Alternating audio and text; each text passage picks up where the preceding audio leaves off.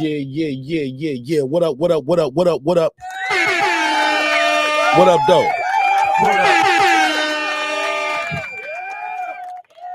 What's popping? What's happening? What's going on? You're back in the lab with your favorite neighbor, your man, Mark Nash. He is I am he. Another great episode of Breaking Beats. How y'all feel? What's the damn deal? What up? You already know what it is. What do you mean by that? My back is broken. What, a vertebrae or what portion? Spinal. You already know it's a hip-hop political sports show with a comedy twist. We like to let them jokes fly. You know why. The one thing about life is serious enough. Man, I got a good show planned for y'all this evening, and you're going to love it. Hopefully, you will be thoroughly entertained, and if not, shoot, I'm going to do my best, and we come back and do it again if it don't work out. But it is what it is. It's going to be what it's going to be.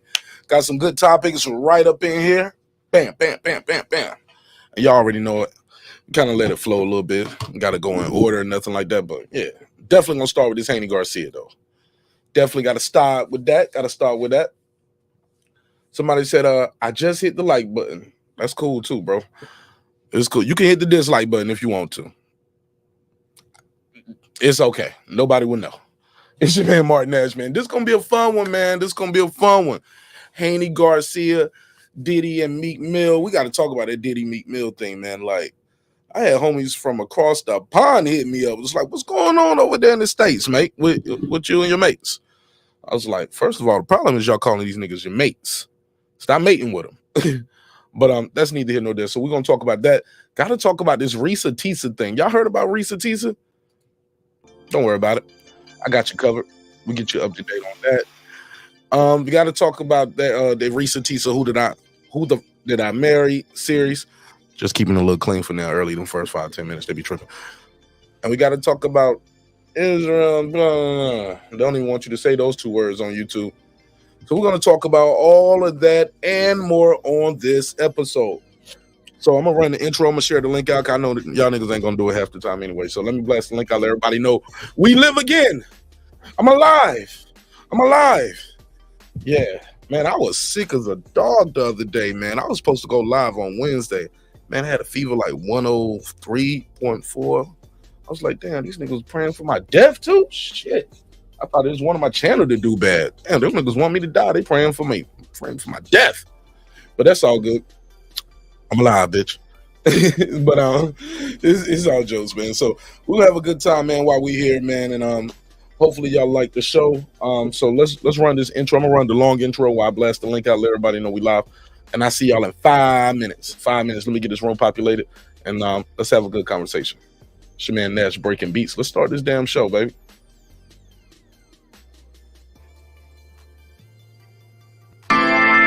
This is my passion. This is what I love to do.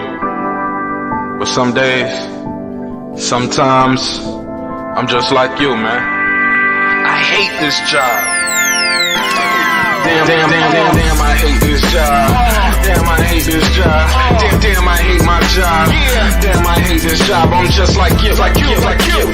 Damn, I hate this job. Man, I hate this job. Man, I hate my job. From a good dream I wake, sun rays on my face, planning out my day, hoping this ain't the one that I catch a case. I feel so good, I feel so straight. My manager keep calling me saying, hurry up, you late. Hurry up, you lay off. Y'all, man, I hate this job. Man, I hate this job. Been trying to play it cool, but it's hard to play it off. I've been hanging on to this bullshit, cause my car still ain't paid off. I know I'm on my way up. My boy just got laid off, so y'all, man, I hate this job. Man, I hate this job. These hoes here so ratchet. These niggas here so sneaky. Y'all don't even really pay enough for y'all to only pay bi-weekly. I'm trying to double up my cash. Take this job, shove it up your ass. Yo, man, I hate this job. Sometimes I wanna say, walk in and slap my boss. This shit is getting hard. Damn, I hate this job. Gotta make it out of this struggle, bruh. And I don't really mean to take it out on you. You just a customer, but damn, I hate this job. Damn, I hate my job. Damn, I hate this job.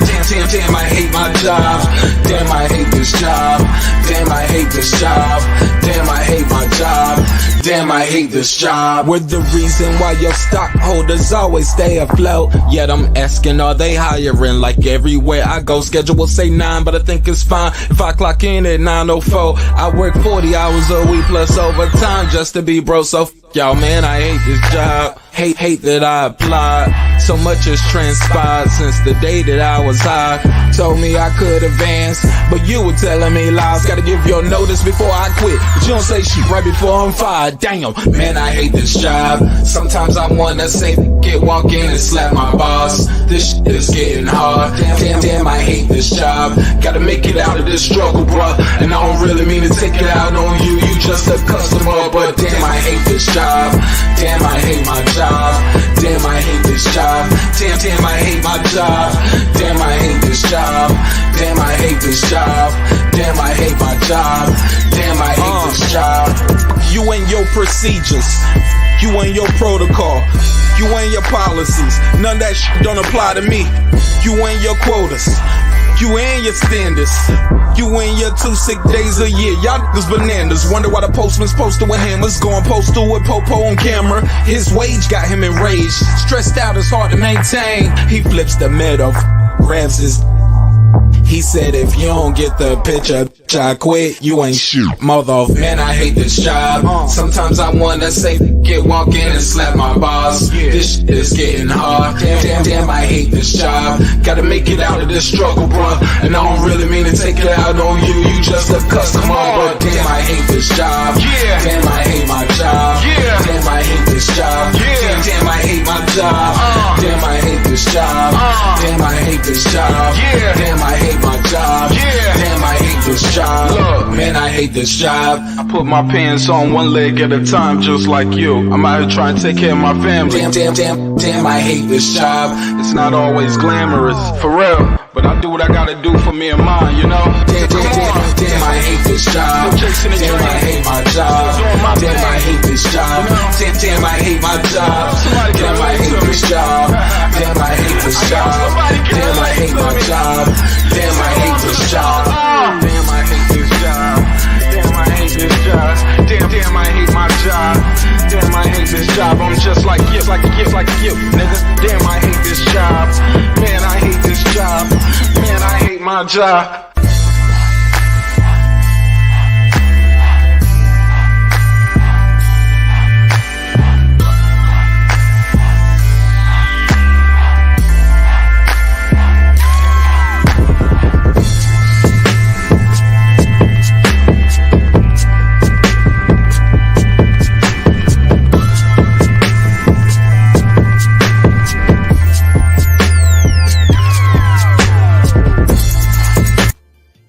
The views and opinions expressed in this program are those of the speakers, commentators, experts, and or the host.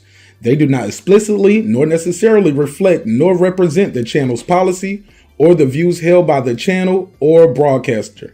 The broadcaster or its channel cannot be held accountable for all or any views expressed during the program.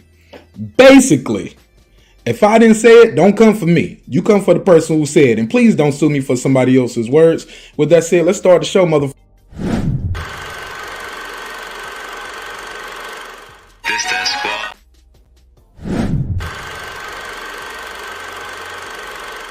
This that squad sound.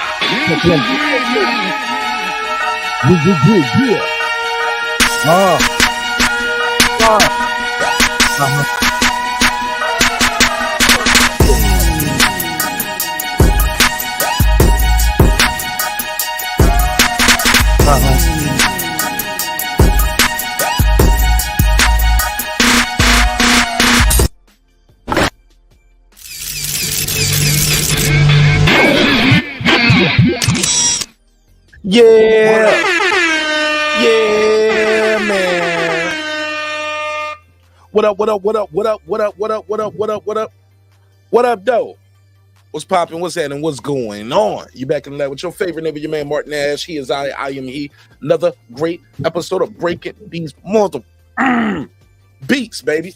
You already know what it is. We break down business, entertainment, art, technology, sports, and anything else you and I feel like talking about. It is a hip-hop political sports show with a comedy twist.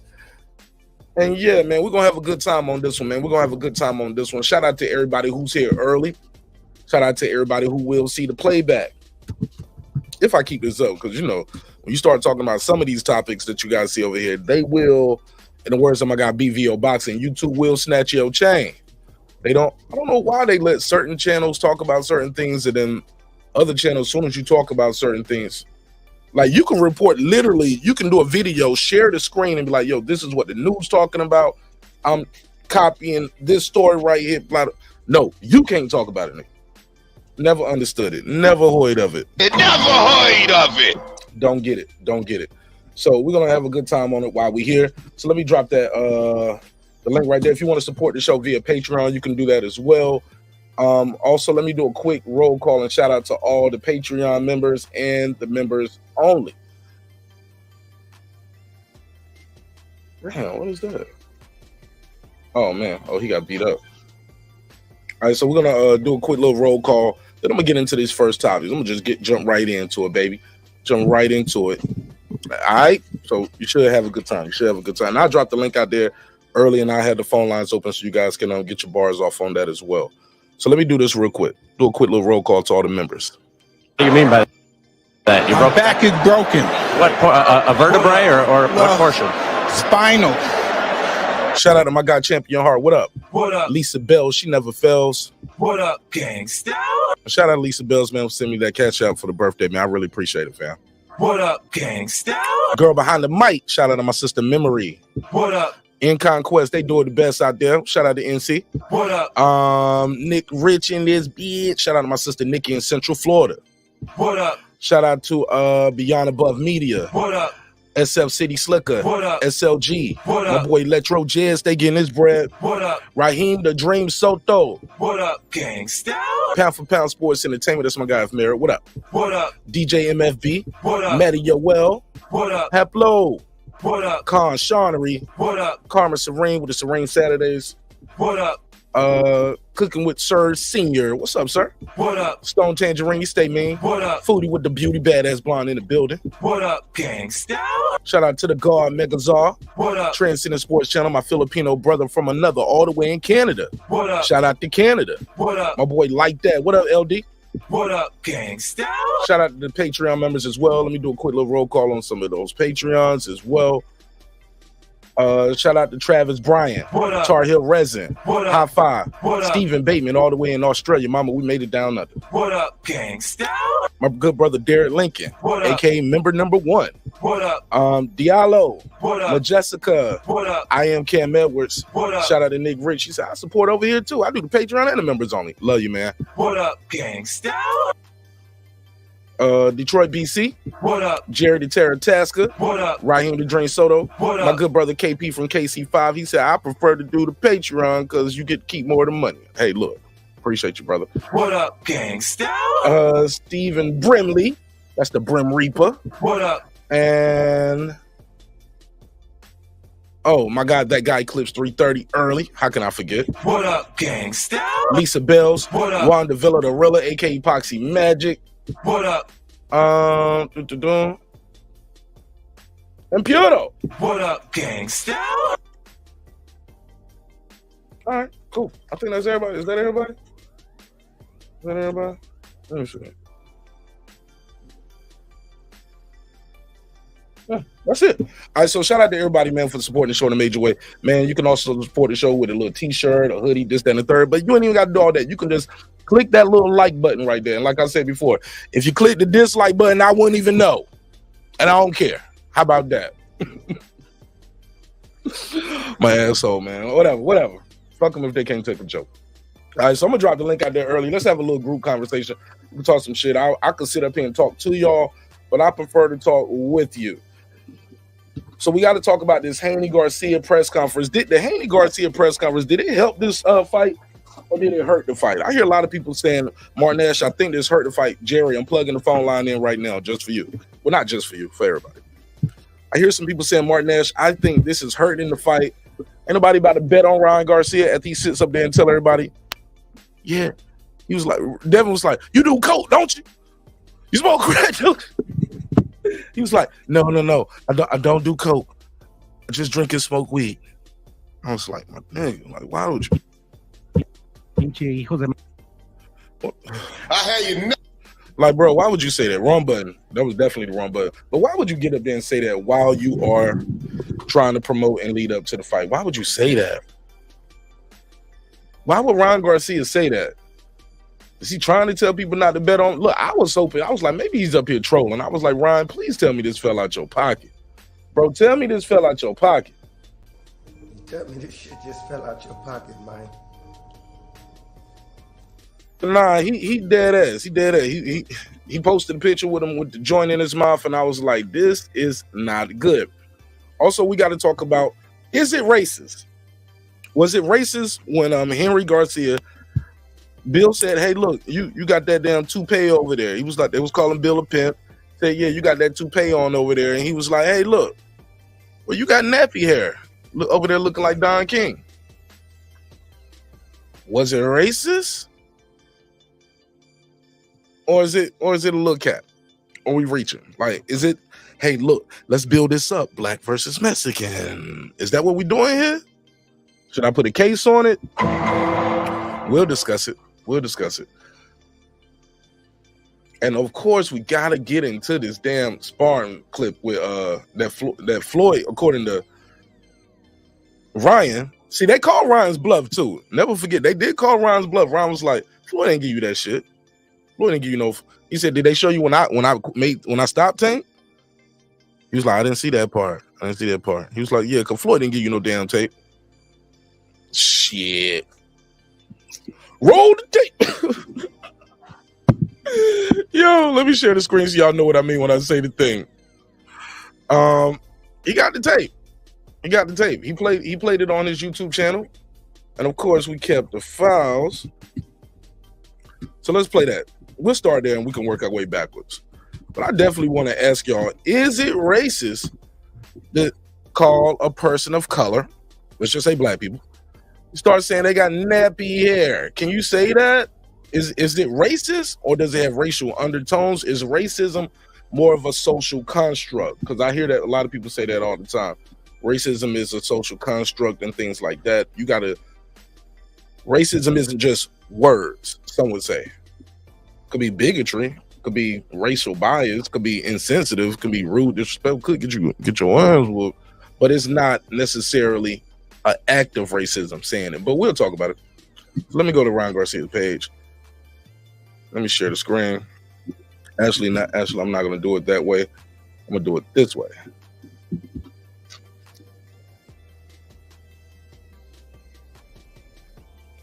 Okay, and I'm going to turn the sound off.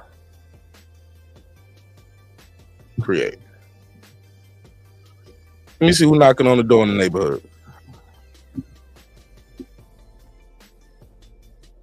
What up, fam? Can you hear me great? Sound like you standing right here beside me. What's up? I can't call it like alcoholic, same old mess. Just working. Glad you on, chop it up with you with all this madness is going on in the world. For sure. What's on your mind? What you want? What topic you want to jump in? What you think about the Haney Garcia press conference? Did it help or hurt the sales? Both. Nigga, it can't be both. It actually can. I mean, it's kind of odd. Are you HIV positive or not? Both. I got it, but I don't. No, well, like Magic Johnson, you got it, but you good. You live normal life. Elaborate. Go ahead. No, that ain't good. That nigga said I got it, but I'm fucking hoes wrong. You going to jail, man. I'm gonna just tell you that you're going to jail, nigga. But go ahead. Okay, so the whole thing with the press conference itself got more eyeballs, so it did its job. Even though it was a little bit, ungawa and a little nutty, it did have more eyeballs, and I personally think the pay-per-views are going to increase because of the second press conference. That's just my opinion. But at the same token, the night before with Ryan with the blunt in his mouth and talking about I'm high as F and all that could hurt it, but I don't know if it will overall. I don't know. But so that's why I'm saying it helped and hurt at the same time, because we're talking about it. Everybody and their mama's talking about it. So that is actually helping overall, because at the end of the day, it's about eyeballs and attention. And even though Ryan is goofy, his marketing game is on fire. He's marketing the hell out of this, even though we don't know if he's even going to show up to the fight. But marketing wise, it's working. Son, I looked at them tickets. I was gonna buy me a ticket to go out there. I was like, man, this shit ain't that bad. Just to get me a little nosebleed. I was like, damn, $350. Oh, you just gotta wait. It's gonna go down a little bit. Yeah, more. I'm going to the fight. I'm going to the fight. Yeah, it's right there in your area too. I'm north. Yeah. I was like, man, $350. That ain't that bad. But then I'm like, $350 to watch it, and he might to watch Devin Haney possibly fight Barbosa in New York. Like, man, because that's all I can't change. You notice they keep dangling that, and he keeps saying that if one of these guys can't make it, I'm gonna be here. Right? That's strange. And he was like, I'm just saying, if I can fight in May 4th in Vegas, why wouldn't I? I was like, nigga, me too. And I'm not, come on, bro. But the fight is here. Like, why would you even keep mentioning the date or location changing to people? Why? Because he really wanted there, and I think he got, he has too many people in his ear. I would love to go Beyonce, but I'm married to Mrs. Nash. Nigga, it's over. I'm trying to contract to marry Ms. Nash. I can't be up on the live talking, y'all. And that bitch Beyonce, my wife gonna be beating on this damn door right here. Hello. No, she's gonna be beating on that damn head. Yeah, nigga comes like fuck the door. Your head is that dog. Yeah, Ryan doing a little much. I mean, but at the end of the day, I mean, are we surprised to some degree? I don't think we should be that surprised. I'm very surprised. That nigga Devin said, "You smoke crack, don't you?" He's like, "No, I don't smoke crack. I do weed and I drink." And the thing that really got me is when Devin said you gonna show up and he was quiet, didn't say shit, didn't say nothing. And then on the face off, he just walked off. Like, that's the part that made me look at it like, whoa, that's bro. It's starting to get shaky, baby. Yeah. Conceited voice. Yeah. All right. Go ahead.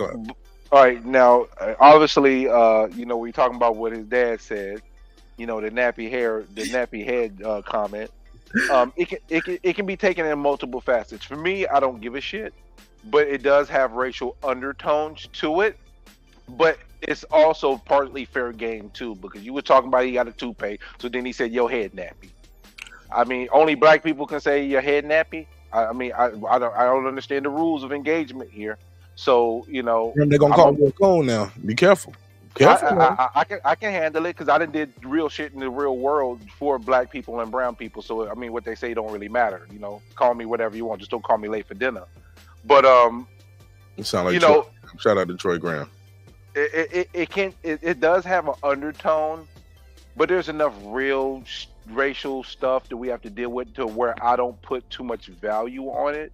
But I understand both sides of the coin where you're saying, well, it's just fair game. You talking about this guy got a toupee and he's saying your head nappy, but at the same token, I don't know, man. It's like, are we this sensitive these days? Are we that sensitive? But are we? Or are we Hell yeah, we that sensitive. What you talking about? We got to work on it. We got to work on it because there's certain things to be sensitive about. Talking about we that sensitive. You was here Monday. Hell yeah, we sensitive. He said, hell yeah, we sensitive. Yeah. But I'm just saying, like, I understand the question being presented and the conversation surrounding it. I'm not going to be dismissive at all. But at the end of the day, when I look at the grand scheme of it all, it ain't like he just said that out of the blue. It was a response to him talking about his head. So for me, I'm not going to make it a bigger deal than it is, but it does have racial undertones to it. But I can't judge that man's character and his heart and all that to make that type of statement just because he said a man's hair nappy. I'm not going to be that sensitive. I'm just not. Yo, this nigga Reggie had me rolling. That nigga was like, was a picture that was like, his hair is kind of nappy on this picture. He said his hair is nappy? Is that what he said? Is that what Reggie said? Yeah, that nigga Reggie had me rolling. I was like, no, don't say that. No, it's not nappy. It's coarse. I thought Devin handled it well for the most part though. When it started getting out of hand, he was like, black people have coarse and curly. But here's my take. I'm with you 1,000%, bro. Does it have racial undertones? No. If somebody else would have said, if somebody black would have said it, nobody would have been like, damn, that's some, like, why would you say that to another black person? Like, hearing another black person call somebody a nigga with the hard ER or call him a monkey and stuff like that, which I've seen people do on YouTube. You know what I'm saying? I think that's wrong. You get what I'm saying? But they had that. That ain't even what I'm mad at. That's your show. That's how you talk. I don't talk like that when I talk to people, to my people. But more importantly, neither. I don't feel like nobody from the outside can tell me how to talk when I talk to my people. You know what I'm saying? No, you can't tell me how I should and shouldn't converse when I talk to my people. I refuse to be preached to about, hey brother, we shouldn't do that. I'm gonna be the first one. I'm gonna be the first one to be like, nigga, please. Like, and it is kind of Don King-ish, and I don't think that's I don't know, bro. Like, see, and here's the thing too. For me to say that, I would have to know more about Haney Garcia. I barely heard Ryan Garcia's dad talk. You get what I'm saying? I don't barely hear him talk. I don't know a lot about him. You know what I'm saying? Or how he moves. So, but for more on that, let's go to our resident white guy. Let's go to the resident white guy, Jerry the Terror Tasker. What do you say, resident white boy? No, I did not say white boy. I did not say white boy. Cause I know you don't like that. See, you know what I'm saying? All you got to tell me is once, maybe twice. Hey man, I don't like that. Don't play with me like that. I won't do it. What's up with you, Jerry? Is it racist? Did you ever call some black? You ever said black folks' hair is nappy? Tell the truth. Yeah. Oh, you racist! Get off my phone. Get off my phone. You racist crap. The thing is this. Bill Haney revealed that man has a hairpiece. That's an embarrassing revelation. He took it to the head, and he just returned it. And it wasn't, I didn't think it was racist at all. And let's be honest, his son, Devin Haney, has made twice, I've seen him make very racist comments. So, Devin, again, it's easy to understand why a lot of people don't like Devin Haney, man, because he right away with the race card. Meanwhile, this guy has said on a couple occasions, I'll never lose to a white boy. If I fight a white boy 10 times, I'll beat a white boy 10 times. And then he should have said, I won't lose to nobody. Well, he could have said that, right? He didn't. It's a racist statement because he's invoking the race, and he's basically, what he's saying is white guys can't fight. That's what he's basically saying, that it would be an insult for him to lose to a white boy. Something crazy. But nonetheless, also, Ryan admitted that he smokes weed and he drinks, and he said, he was like, well, we're supposed to be setting an example and this and that. Wasn't it just 4 or 5 months ago he got caught illegally carrying a firearm in California, Devin Haney? Legally. Those charges were dropped, white man. Why are you trying to bring up that? Legally, he was legally carrying. Those charges were dropped. Yeah, well, from what I understand, he got arrested that day. Yeah, I mean, anybody can get arrested. That don't mean you did it. Well, they don't arrest you for legally carrying a firearm. Yeah, they did. They can, because the cops might not have time to know all. They was like, "This your vehicle. It's a gun in here. You going to jail." No, it's the security guards. No. Well, that's what happened. If he had an open carry permit and he had all of his logistics, he wouldn't have been arrested. He would have been within his legal right to do so. My understanding was the gun was registered to him legally, but in that where he was at, there's no conceal. You can't have it the way he had it. Nevertheless, it's not like he's an angel, but the whole fucking press conference was whacked any fucking way. Ryan, his energy in the last 2 press conferences, I don't know if he's on coke. I don't know if I was drunk to that or something. People on coke are a little more hyped, but what he looks to me like is he's hungover. That's what it looks to me like. Yeah. Coke feel nice. Hey, look, that's how I be sounding some mornings after the show. Like, hey, let me take you to daycare, baby. And you gotta come home and get back in the bed. Tired. I do want to talk a little bit about that sparring footage, but I'll hold on that till you're ready. All right, hold on one quick second. Let me read a couple of these comments real quick, and we go right back to it because I do got that queued up now. Shout out to Brandon Washington. What's up, B? Welcome back. Good to see that Green Bee back over here, man, in good spirits. I talked to Brandon today for about 2 hours, yo, and it was a good conversation. I thought it was very productive. It was a little extended from what happened on Monday, but it was all positive. No pun intended. Shout out to All Positive Network, but it was a good conversation. And yeah, man, I rock with homie. He said, take a co-head to no one. See, he's back to his normal self. Look at that. Somebody said daps to Black Warrior Spirit. Shout out to him. Poxy Magic said, what up? He said, well, like it or not, Tyson Fury, the man to beat. Man, okay. What? Fair enough. I don't know. Maybe he just got random as hell. Yeah, he just got it. He might be from the UK. You know that's their guy. Somebody said too much reaching. They got you with the reaching, Jerry. Go gadget arms. They said you reaching. Say you reaching, baby. You reaching. Or maybe they talking about me. Who knows? Brandon said gaslighting white man as usual.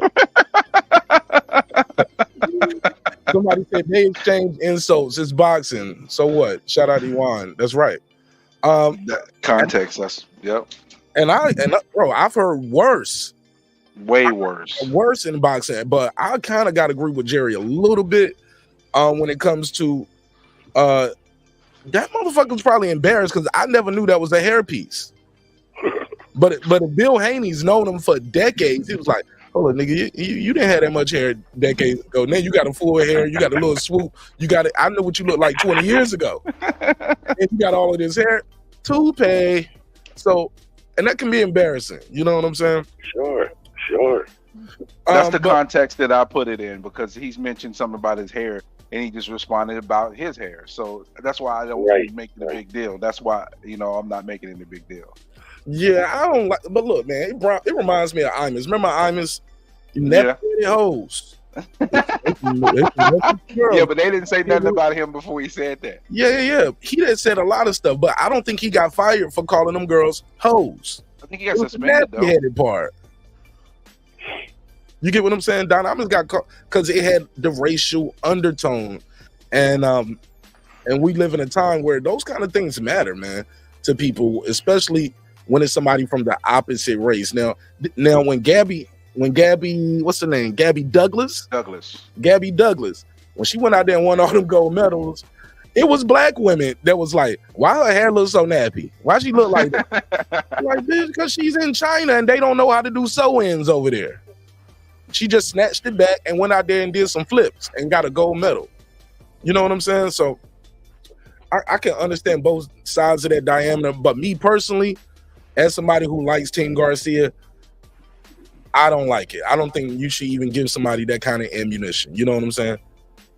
If you're a fan of Martin Nash, you're a fan of the show, and you're a Latino brother or Mexican brother, you wouldn't want to hear somebody say, Martin Nash sweating like a slave. I'm like, you and your back is wet. You're wet. Like, come on, bro. Like, hold up. No, don't go there. You're taking terms in offensive terms, though. Like a whole that's a step or two above. Now, let me ask you a question. Let me ask both of you. Hey, Mark, white people can have nappy hair too. Yeah, you ain't never seen a white person. It's a guy who be trying to do the ring announcing. We got them long dreads. What's his name? Diamante or something? He got them nappy ass dreads. I'm like, white man, cut them nappy ass dreads off. Let me ask both of you a question. If he didn't say you got nappy hair, if he just said your hair looked like Don King, is it a big difference? No. I mean, yes. And I say no because yes and no. One, it's reaching. It's not that funny. It wouldn't have been that funny. You got to start with the hate first. You got to start with the insults first. That's a little too, man. It won't insult him enough. We're like, man, look at you up here looking like Don King. See, a lot of people already don't say that about Bill, so that ain't just good. I get it, man. I get it on both sides. They've known each other for a long time. If Brian's team was racist, they'd have known it. They came up from kids and amateurs. Think about all them amateur tournaments. They were around each other. There's pictures of them arm in arm, buddies through the amateurs. They part of it is them playing, man. We got to be honest, because if two fighters know each other and their dads, it's them. It's those four. They know each other well. Me personally, I got a lot of love for the Latino community, right? especially on Tuesday. You know what I'm saying? Tacos and tequilas, bitch. You know what I'm saying? So I got love for my Latino community, but I mean, I'm joking, but I'm serious too, right? I'm serious too. I can't wait. Every Tuesday. And they be cheap too, right? But I don't know. Maybe I would need one of the California Latinos, or as Brandon and Reggie was saying the other day, the West Coast blacks. The West Coast blacks to let me know. As far as I know, the California, they don't really, depending on where you at in California, and I could be wrong, Deuce will correct me on my California politics. Sometimes they don't get along. The blacks and the Mexicans don't get along in certain parts of California, especially in the prisons, right? But I just wish it didn't happen like that. But is that going to help sell the fight? I don't think it's going to be a lot of black versus Mexican type shit going on with this event, especially with it being in New York, which is a melting pot. You get what I'm saying? New York got a whole bunch of Spanish people and a whole bunch of black people, but a lot of those people though are from foreign countries too, though. So right, and to tell you to go back to your country. Let me do this. Right, tell you quick. Armenian motherfucker tell you to go back to your country. I'm like, huh? Me? Hold up, bro, you from Kazakhstan? What the fuck? Right, triple G sounded motherfucker. I'm talking about you. I American. You go back to your country, nigga. I'm like, bro, you sound like Michael Blackson. Trying to insult me. Well, Jerry, don't laugh at that. What's wrong with you? That's me. Nah, I know, I'm joking. Let me do this drop real quick. I'll give you the $2. You give him the $2. All right, pay him the $2. Oh, pay the $2. Man, appreciate you, Wani Poxy Magic. You said Mayorga grabbed them peaches on Mosley's fifth wife. He did though. He slept on her ass. I always thought that was fake too. So let's get into this right here. This Haney Garcia debacle. It continues. We got some sparring footage, ladies and gentlemen. Some highly redacted sparring footage. Highly redacted. I'm gonna share the screen so y'all know what I mean. What does this entail? Shout out my guy, Coach Malachi. He said, does this video of Haney at 16 sparring Tank at 20, highly redacted, highly edited, does that mean Tank gonna beat him if they fight? I disagree. I don't think so. I think Haney's a better fighter now, and I think he's stronger. He's more confident.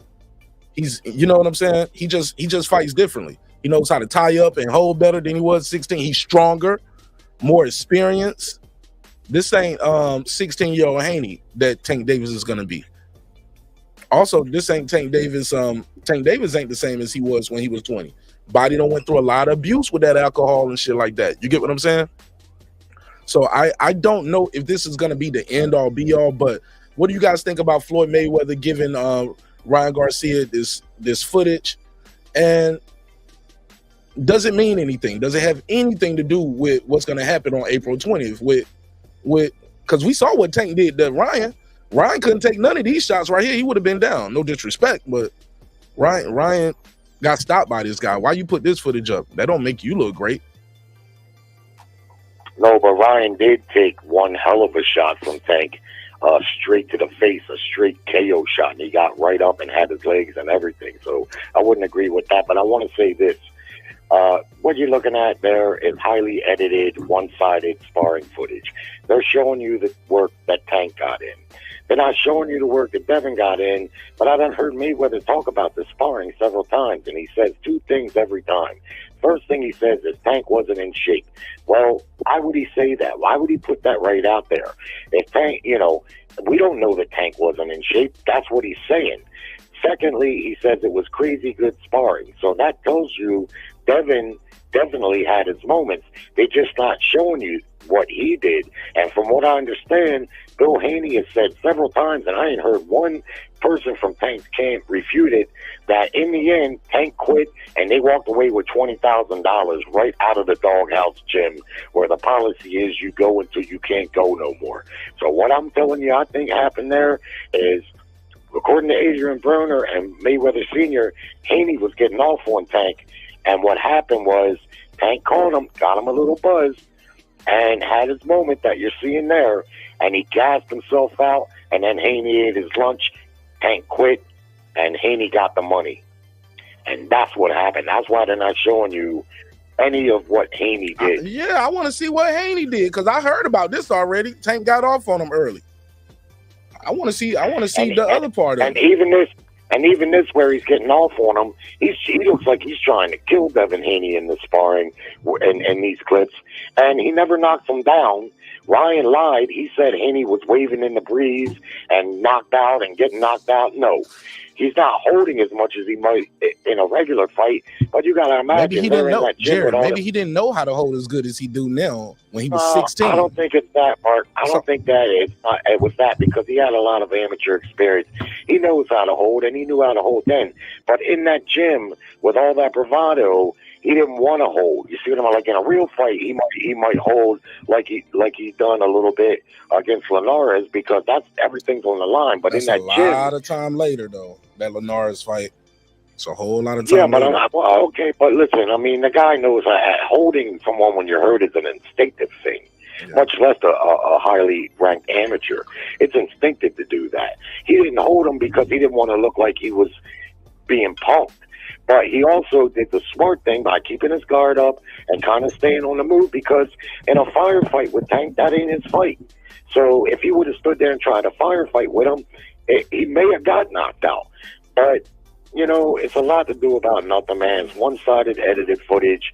And I got a feeling since Ryan put that out, even though it came from Mayweather, I think he's going to beat the fuck out of Ryan now. I think he really got under Ryan's skin with that, or Devin's skin with that shit. Okay. And I think he won't beat him anyway, but now I think he might really stop. Fuck him up. He might stop. Yeah.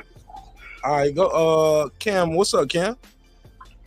Yo, what's good with the homies, man? What's up, man? One love to the homie Mark Nash. Y'all make sure y'all hit that like and subscribe, man. What up, though? Talk to me, man. What's your take on the topic? You got the flow. I can't lie, bro. This was big edited footage. This was definitely one-sided. I can't lie. This now makes it look like cap to me because the stories that were word around the rumor mill, you know what I mean? Adrian Bronner and different ones were like, Tank had Devin out on his feet. I had to jump in the ring and stop the sparring. He had him out. He knocked him out. He was out of there. Nowhere in this footage does Devin look out on his feet, bro.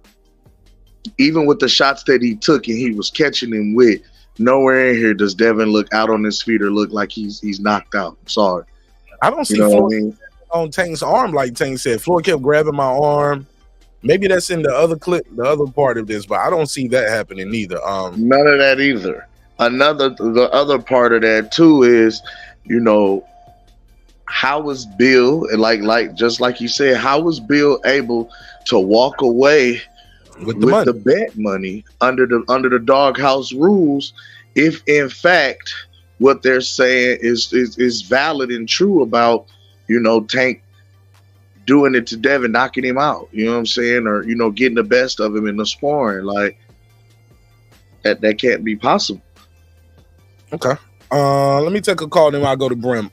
Champion Heart, talk to me. What up, fam? Welcome home. Hello, my brother. What's good, Champion Heart? What's going on, man? It's all good. What's happening? Feel good to be back on a Friday. Feel good to be back on a Friday night. In the chat. Yeah, most definitely. Yeah, man, I agree completely with Derek. That's exactly the way it went down. But what I would be, my question is if, the Tank fans, they ran away with that, but my thing is, why aren't the Tank fans putting pressure on Tank to fight Devin now? After this deal that he does with Ryan, if it happens, you would think Tank fans would say, okay, we need to see that fight. Right. Saying if Tank did what he did, but like Jerry said, they're not showing you, the other side for a reason. Yeah, I agree 100%. Because because Tank never denied it. Floyd, everybody has told the same story so far. Show the rest of it, right? Because I want to see what it looked like when Devin started getting off on him, because he said Devin was in shape. Right. That Floyd even said Devin was in shape, Tank wasn't, and he was very respectful and left it alone there. But how long did it go on after this? Because from what I'm hearing, this whole shit lasted 18 minutes and 18 minutes and 17 seconds. How was he beating up on Tank for 18 minutes and 17 seconds? I want to see that. That's 6 rounds. Right. Right. That's yeah, I'm sorry, Jerry. Let him say the part. I'll go right back to you. So that's because that's looking like that footage right there, that minute and a half or whatever. That's looking like Tank shooting his load, and he couldn't get Devin to give up. Because the doghouse rules, it's going to one, to the other one stops. It's like he was shooting his load, man, trying to get him to get out of there, and didn't go the way he thought. And then Haney did his thing. I think he shot his load. Fair enough. Jerry, what was you about to say before I go to Dub and Unbiased? Because somebody said Devin shelling up and running the whole time. I call this weathering the storm. If what we hear is true, they went 18 minutes and 17 seconds straight. 18 minutes nonstop fighting. And this is how Tank started it. Shit, where's the other? Because this is about 1 minute and 43 seconds. Where's the other 16 minutes? Exactly. Did you see that interview with Floyd Sr.? He said Devin dominated that sparring. Well, this ain't domination right here. But if this is how it started, but we seen fights. It's only 1.5 minutes. This ain't even a full round. And even this is edited, right? That's what I'm saying. If it was 18 minutes, he still could have dominated. This might have been all Tank had. And judging by the way he's going out, just like the man said, he's shooting his load right here. He's shooting his load. It's very likely he gassed out and Devin ate his lunch after that. And imagine how embarrassing it might be to be in that doghouse gym. We all know what the rules Mayweather said, and you got to come off for 20 stacks. That tells you what happened.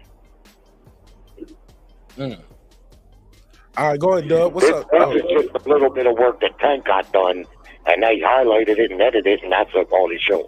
Fair enough. What's up, Doug? Right side. What's popping with you, my guy? Doug, what up? Can you hear me? There you go. What's up, fam? My bad, man. Salute to you, man. Salute to everybody on the panel, man. Hey. Tank was getting off in that footage. You know what I'm saying? Tank did his thing, but I agree. Where's the rest of the footage? How did Bill Haney walk away with money? Allegedly. How did that happen? And give me the full footage. But one thing that I want to dispel, I done heard a lot of individuals say they don't need to see the fight no more. No. This make me want to see it even more. I want to see it today in the ring. Hold on, who said? Who put a case on him? But say the name. I ain't calling names. It's family, so I ain't calling names. Name the names. The names need to be named. They say it publicly on a YouTube channel. You can say it. It ain't. We was on the panel together. We was on the panel, but maybe I don't know. Maybe my brother. I don't know. But all I'm saying is that. And Doug, can a nigga who beat you up when you were 16, when you turned 26? You think that's I don't know about y'all, but by the time I was from 16 to 26, I had accomplished a lot of things in life, mentally and physically. That make it even, and that's what make it so great now. Is that both of these fighters are two different fighters than what they was in that sparring footage. They both two different fighters, and so shit. I want to see it. I want to see it in the ring. Hey, if Tank that special, go knock Devin out. I got Devin, but I want to see it happen. Right. Yeah, I don't think the same people could. I don't know about y'all, but guy who probably got the best of me when I was 15, 16, at 25, 26, that motherfucker couldn't even walk across, had to walk across the street. If you know what I'm saying? Like, I was just a different monster at that age. Like, my body had changed. I was ripped. I was in great shape because of, you know, just being in the Army, and even when I got out, just kept working out. Versus, I saw a lot of them dudes like 2 years at the high school, and they had bellies hanging over their belts. Like, it's crazy. You know what I'm saying? To think somebody can still beat you up at a grown man that beat you up when you're 15, 16, especially when you're a professional fighter and you've been constantly developing. But that's neither here nor there. It's neither here nor there. I got to ask you too, Doug, was it racist for, and I'm going to ask you that too, Champion Heart, was it racist for old boy to say Bill Haney had nappy hair? What's your take? Nah, I don't, man. All that racist stuff, man. Look, man. You can make an assessment. I mean, shit. I can look at you. If you had nappy, you had nappy. It is what it is. So I didn't think it was a racist comment. Yeah. No, I wouldn't call it that either.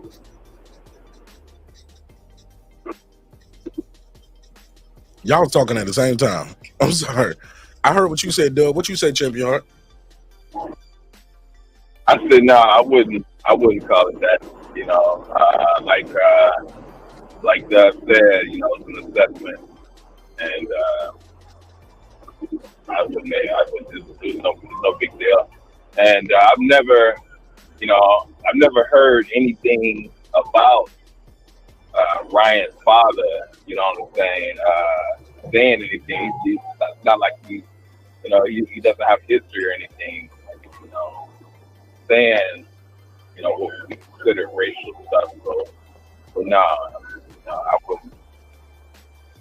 I wouldn't say that. But that's like saying if a black person look at a white person and be like, man, she got straight hair. Is that racist? No, it ain't racist. No, it's an assessment of what the hair look like. If it's nappy, it's nappy. And respectfully to Bill, shout out to him. The man he walk around with some nappy hair. I ain't mad at him, but it is what it is. What's up, KP? Yeah. Listen to them up here, caping for the Latino brothers. Look at them. What's up?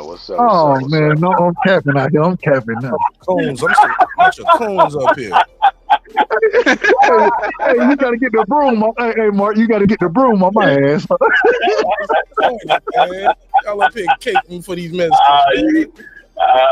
You wrong for that. As soon as we hang up, they gonna call me behind the scenes. As soon as they hang up. Really, I did think it was a little racist, but Taco Tuesdays and shit. You know, I gotta still show my face on Taco Tuesdays. Motherfuckers. You wrong. Just hey man, shout out to Mark Nash. Man, shout out to Mark Nash.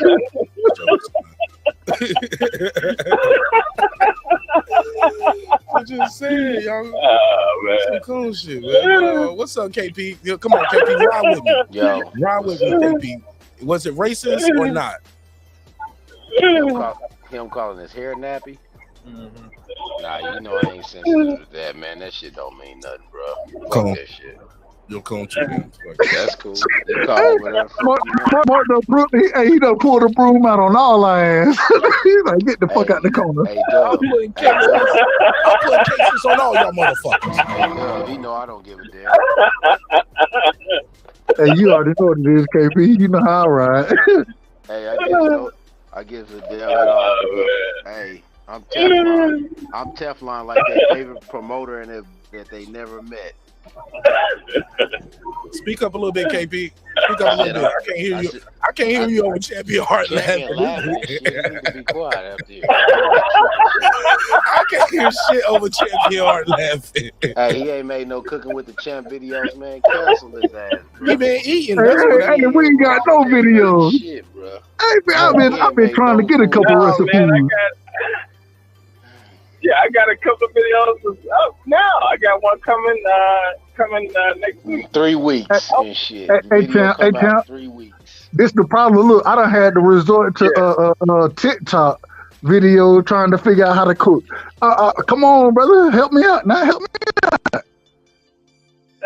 No, man, you might have to resubscribe or something. You just saw the Curry episode, and I got a Shepherd's Pie episode coming up. Hey, Champ, I'm glad Champ is here. I'm glad Champ is here because the thing is, bro, with them leaking that video, it's just a bunch of bullshit to me, man. Like Floyd and them is petty, bro. I don't like them, bro. Fuck them. I don't like them. It's very petty. It's very snakish and sneakish type of shit, bro. I just can't get with dudes like that. And Floyd and them seem to never fail with doing shit like this, bro. And they just took the cake, bro. Because it's like you give your fighter all the advantages. He's older than the guy. And the guy was a teenager and still a high schooler. And y'all put the tape out when he about to fight the guy that y'all just fought. Like what kind of shit is that, bro? And you claim that you love the guy. Like what the fuck what's the point of you dropping the tape for? Like Floyd is one of those dudes that, like, if you encounter him because he's a great person, you never hear this type of shit about like a Kobe, a Shaq, or nobody like that. Floyd is like the ultimate petty billionaire. Like, this shit is weird. Yeah, Floyd is a jive ass dude, man. He's always the old word from heard the him 60s. losing this girl. Yeah, Did that. Did he say jive? Say he a jive turkey. Jive turkey. Wow, jive turkey. Wow, Jive turkey is the only thing I know. Crazy. Yeah, jive turkey is the only thing I know. Yeah, that nigga Not a jive turkey.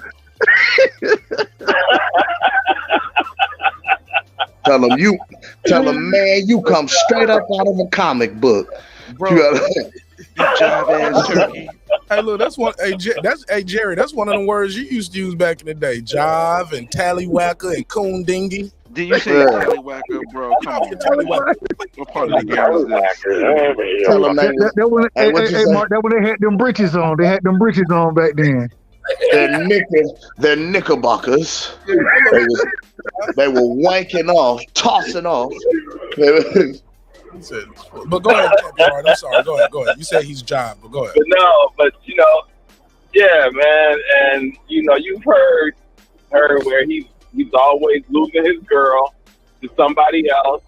You know what I'm saying? Because he's got no game, no class. I mean, yeah, he's a billionaire, but he, if you think about it, you know what I'm saying? This is Devin Haney. Doesn't he kind of deal with what's the cat that fought Floyd, man?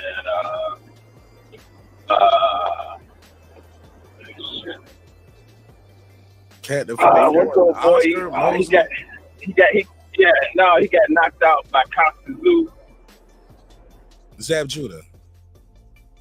Zab, yeah. He's close to Zab. Floyd's and been I close think to Zab because Zab is a real dude. Floyd's been very close to Zab since that fight, though. Zab been his sparring partner on several fights since then. Did you know? Yeah, that? but I knew that. But what I'm saying is Devin Haney seems to be closer to Zab than Floyd. I think Floyd, feels a certain way about that. We can't say what I'm saying? But that's just, well, in my opinion, that's character. You know what I'm saying? His character's kind of, oh Lord, here these niggas go by character again. I thought that was on Monday, but all right. Yeah. But this is the thing. I don't think it's about. I don't think it's about Zab. Real dude.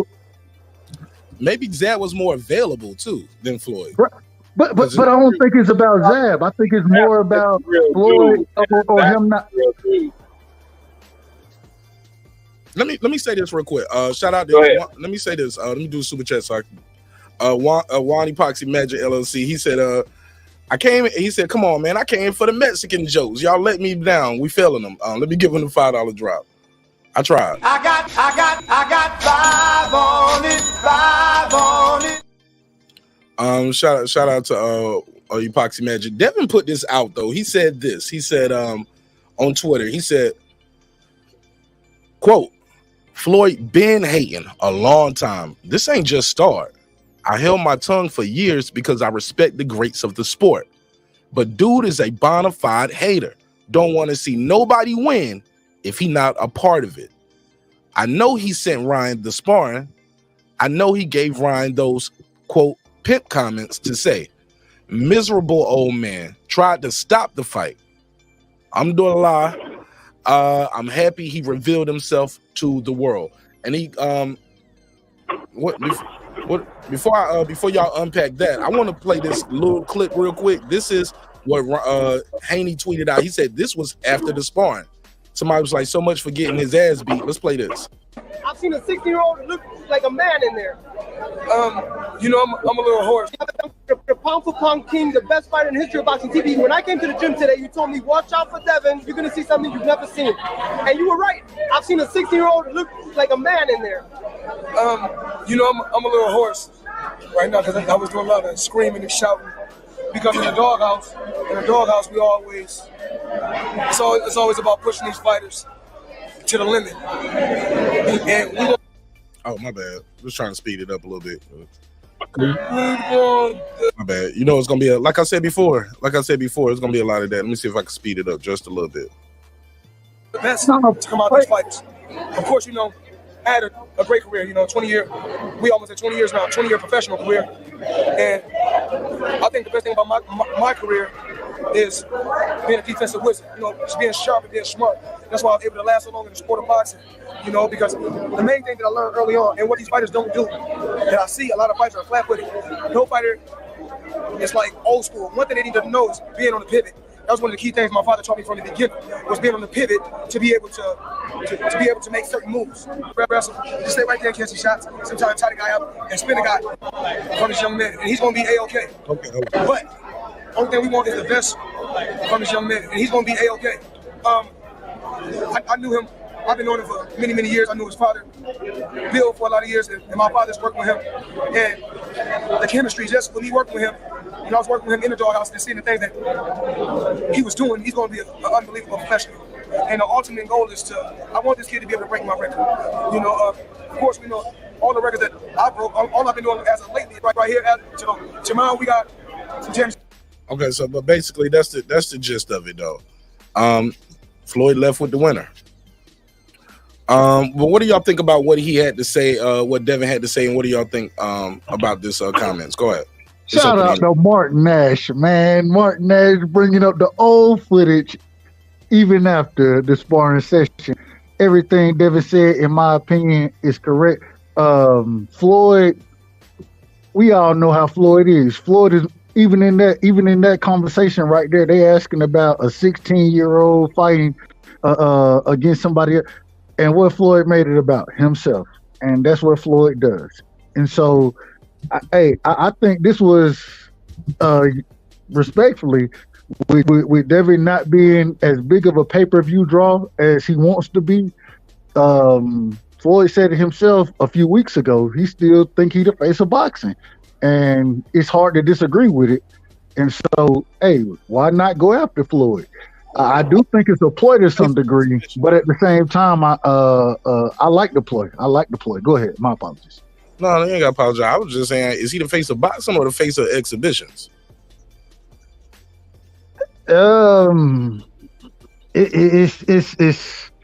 It's debatable, and I say it this way because when I talk to regular people, folks who really don't know shit about boxing, they know Floyd Mayweather. They may know Tank, they may not know Tank. They may know Canelo, they may not know, but they know Floyd. And so I just don't think there's been, Canelo is close, possibly, especially in the Mexican fan base. But, we talk, I say it respectfully, like Fannie Willis' father did. Not racist, but I talk to black folks, and when I'm talking to them, most of them, they don't know who some of these other guys are, but they definitely know who Floyd Mayweather is. So it's a question if he's still the face of boxing. Okay. That's a name recognition thing. They know who Floyd is because they recognize the name, because he once was the face of boxing for 10 years. That can't be denied.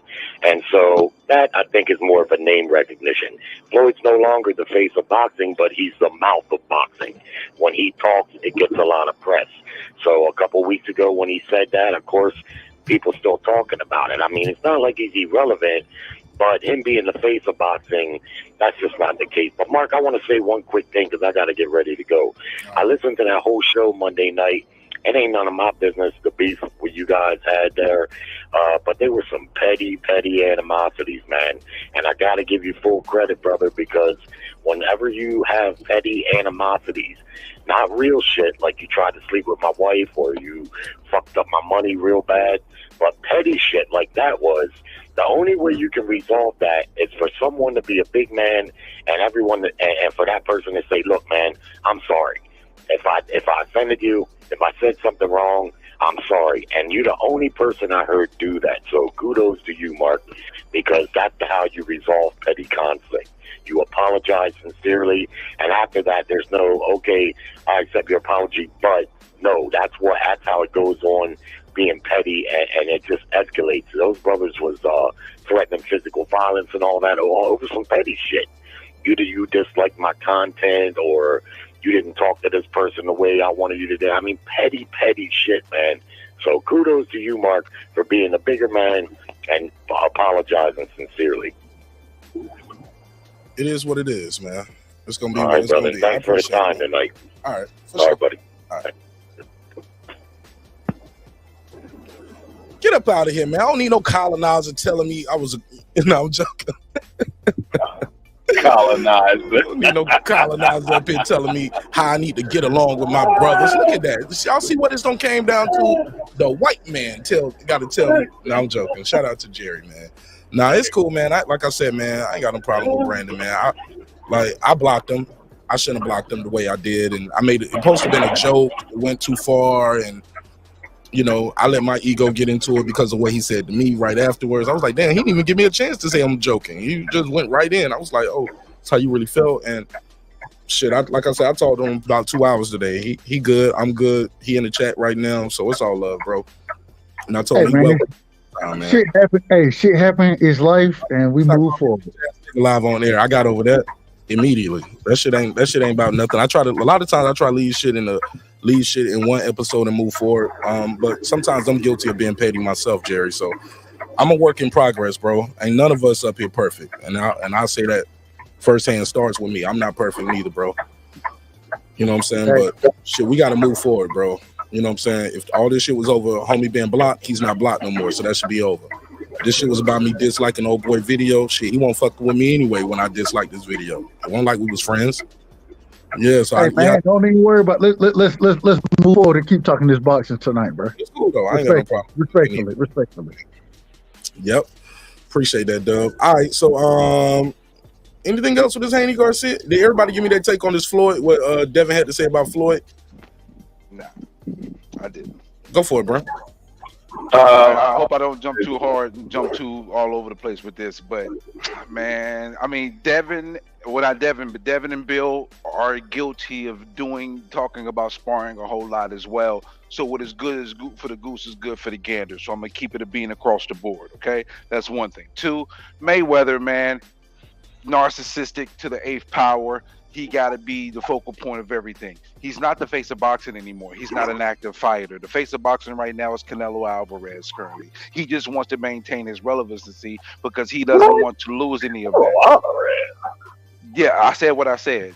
Okay, continuing on. Continuing on, because if that was the case, then somebody else would be making $35 million without Saudi money, but nobody else. So continuing on.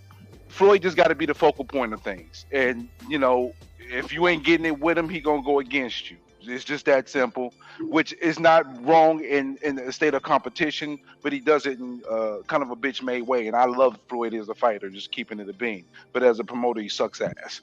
But At the end of the day, man, the sparring shit to me don't mean a motherfucking thing. It don't mean shit. I've seen so many idiotic comments on different platforms talking about this shit, and this shit don't mean nothing. It has no bearing on the fight. We talking about one guy who just became a man and another guy that was still an adolescent, and we making a big deal determining who's going to win a fight based on edited footage. Like, as stupid is what stupid does, bro. That's all I can say about that, man, because it's ridiculous. And the fact that we give so much energy to it, to me, is ridiculous as well, because it just has no bearing on the current fight. It has no bearing on when and if Tank and Devin fights. It just doesn't have any value whatsoever. Go ahead, Champion Heart. Well, I'm not surprised that the person who thinks Jake Paul is the greatest boxer in the world would say Canelo. Come on, Champion, don't do that. Don't do that. But Don't do anyway, that, don't do that, Champion Heart. Don't do that.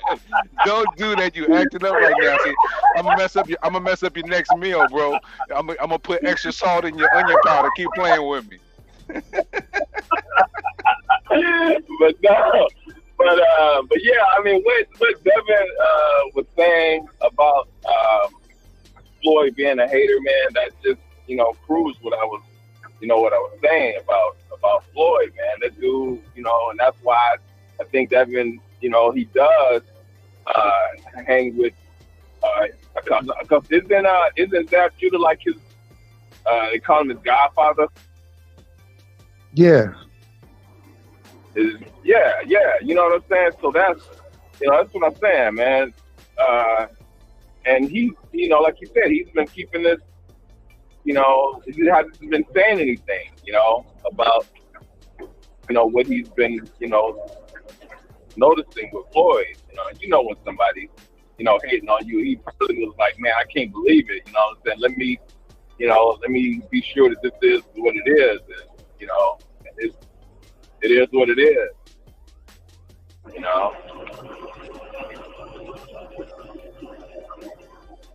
Okay. I mean, go ahead. No, go ahead, Mark. Go ahead. Yeah. Go ahead, Doug. Oh no, I was just gonna say, hey, and I think it's a smart business take. You know what I'm saying? So, hey man, Floyd was upset that you didn't sign with him. We all understood that. Floyd that made moves. We see. Real quick, mute your mic while you're not talking, so we don't hear the background noise. My bad. You talk me? I'll mute you on the phone. I'll mute you then while you talking. All right. Right. So, like I said, I mean, we already understood what was going on. Floyd gonna move how he did, how he gonna move, and so now with you not being signed under Floyd, you know what I'm saying? We understand what's gonna come with that, but I still think it's a great business move, and it is great promotion. When you can keep your name in the spotlight the way Devin and Bill been doing right now, I got to give them credit for it. I got to give them credit because every time you look up, they in the spotlight. You know what I'm saying? My second part to this, I hope Ryan Garcia, shout out to that fight. I hope Ryan Garcia come in. We done seen the man smoking weed. I hope he make the fight, man. I just hope he make the fight because it seemed like he gonna do everything, especially since we know he been listening to Floyd. Hell, he might pull out the damn fight. I don't know. I hope he don't. And that's speculation on my part. And I don't want to be Terence Wade. So I mean Terence Bradley. So all I'm saying is that I hope the man don't pull out the fight. Go ahead. I apologize for being long-winded. No, you're good. Yeah. And if so, he should get sued. I like Ryan Garcia, but if he pull out this fight, he need to be sued. Anybody got any? Did everybody give me their take on this? Anybody? Y'all want to get into this Diddy Meek Mill shit? Y'all heard about this? Well, let me get my thoughts on the Dev thing at the end of that. Go for it. Man, that it's just disturbing, bro, how you have, with all the relationships they have in boxing, right? And for Floyd to be that type with quote unquote Zab be the kid's godfather, they drop a tape of a sparring session and they about to promote a fight anyway, but you also try to keep that fighter from fighting, it's almost like, dude, like he's part of the problem for us not getting certain fights, and he's gonna continue to be that problem. Floyd is. You're just not gonna know it's Floyd because the way that they put shit out in the PR and all that. But you're just gonna keep watching how they do this, and this was almost 10 years ago, and they basically telling us, well, since he won a sparring session, he don't need to fight the guy. That's what Tank fans is probably saying now. You know what I'm saying? Just based on that, like it's some of the dumbest shit. But I said this at the beginning of this year. Boxing fans are gonna vote to not get fights. That's what they're gonna do. They're gonna vote to not get fights, and they're gonna be happy about it. That's how delusional the fans are. Shit's crazy. That's a damn disgrace. But you just respectfully, I say, if that's true, and I believe what you're saying is very correct, it's a disgrace. These people don't know what they're looking at. I don't want to. I ain't attacking the fans. I plead the fifth. Bro, you ain't gotta apologize. That's the shit. Yeah, I don't want to attack the fan. I can't attack the fan. Attacking no fans, bro. It ain't no. You ain't saying nobody name specifically. Just say what you feel, dog. Statement, bro. These people is out of control. They support nonsense and then try to qualify it as, oh, this person put asses in seats. This is what they qualify it with. When we look at, but then looking at the fighters, and we like, well, this dude right here, he don't put he don't put asses in seats like you want to talk about, but he a better fighter. But when you say that, next thing you know, you get criticized for saying that.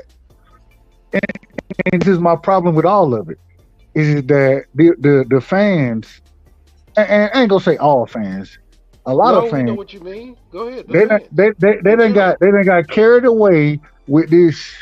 If it ain't asses in seats, if it ain't making money, I don't want to see it. No, that fight don't need to happen, right? No, wait a minute. I'm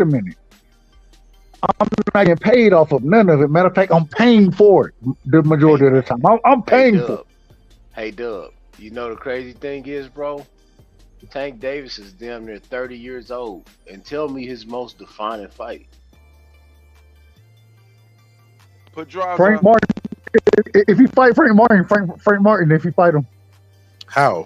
Martin had never won a world title. It's Pedraza. Oh, yeah.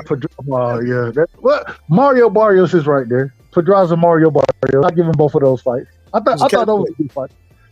They had a rehydration clause. Hold up, Mario Barrios was for a baby belt while Josh Taylor was the undisputed. Don't do that. Hold on, wait a minute. Y'all asked the best fight for the man. I ain't trying to defend him. I'm just saying y'all asked the You good, Dub. You good. I ain't got no smoke. I ain't got no smoke. Nah, you good. And I ain't gonna hold you. I will say, the Pedraza fight, I thought Pedraza, respectfully to him, the man fought the wrong fight that the entire time. If you ever watched Pedraza fight before that, well, not even. I mean, he's fought. He's been a come forward fighter before, but I done seen Pedraza fight off the back foot easily in multiple fights, and that's what I expected him to do against Tank, try to frustrate him. And this nigga came forward and got his ass clipped. I was like, what are you doing? But Tank can fight, man. The young man can fight. And the Frank Martin fight, I think that's a good fight. Do y'all think that's a good fight for him? I think it's gonna give him trouble. I think he's gonna have trouble with a slick southpaw. You know what I'm saying? I still think he wins, but I think he'll have trouble in that fight. What y'all think?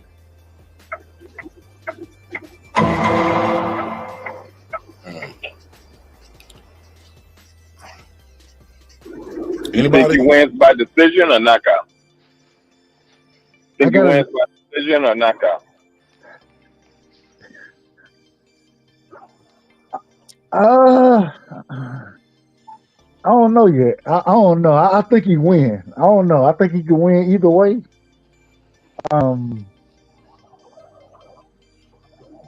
I don't know. I can't call it yet. I gotta look more at the fight, man. I gotta look more at it. I can't call it. I ain't gonna hold you. I got him catching Frank with some hot shit late. Ninth round. 9-10. Yeah, yeah. Well, But this the thing. I ain't never really seen Frank hurt like that. You know what I'm saying? But Tank is a different beast. I mean, it's so many things that play into this fight. But at the same time, I don't know if Tank ready for a southpaw that has a good footwork. You know what I'm saying? I think Tank's footwork is going to be better. But Frank Martin got good footwork. You know what I'm saying? He got a good jab. He's going to be the bigger fighter. He's going to be the longer fighter. And, you know what I'm saying? And he gonna get stopped. And he is southpaw, so that means he can pump that jab out there, and it is something different for Tank pawing that jab down, and that's what Tank is great at. That's how he attacked, by pawing the jab down. And so, I mean, it's so much that goes into the fight. I think Frank got a lot of ability. I think it's a close fight, but I am picking Tank to win. Stoppage, I don't know. I don't know if he gets stopped yet. I don't know yet. He gonna get stopped, bro. Look, bro, they keep making the same matches with this dude. That's why I don't believe in this whole philosophy that since he beat up on Devin in sparring, he automatically gonna beat him up today. No, they don't want to fight him.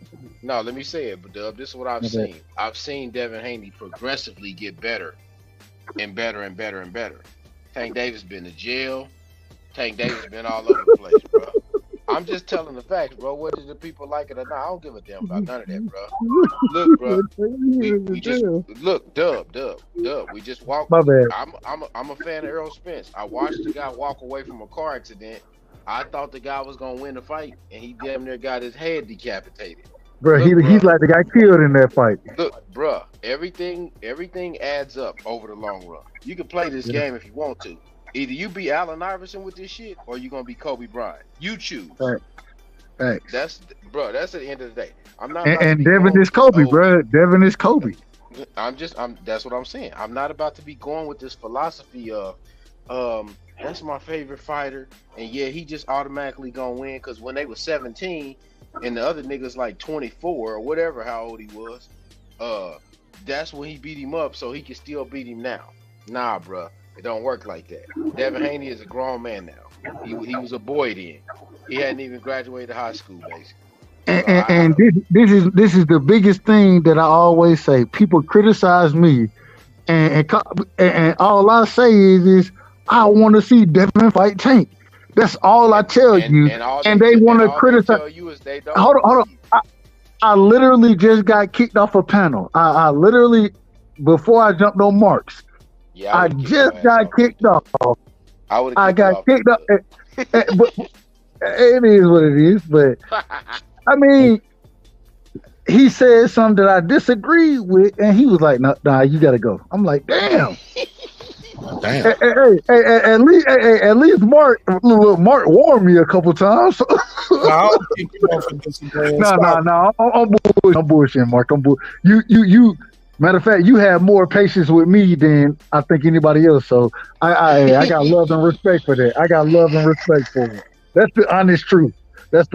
I think Mark has respectfully. I say that respectfully.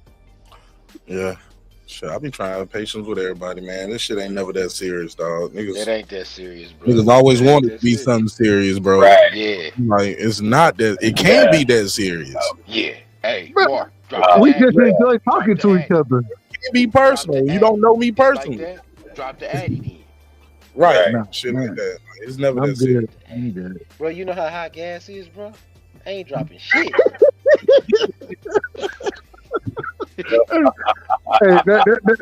Hey, it's too much of a drive, bro. You got it, bro. You got it. It's too much of a drive. You got it. You got it. Like I ain't paying for a flight. You got it, bro. You got it. You got it, bro.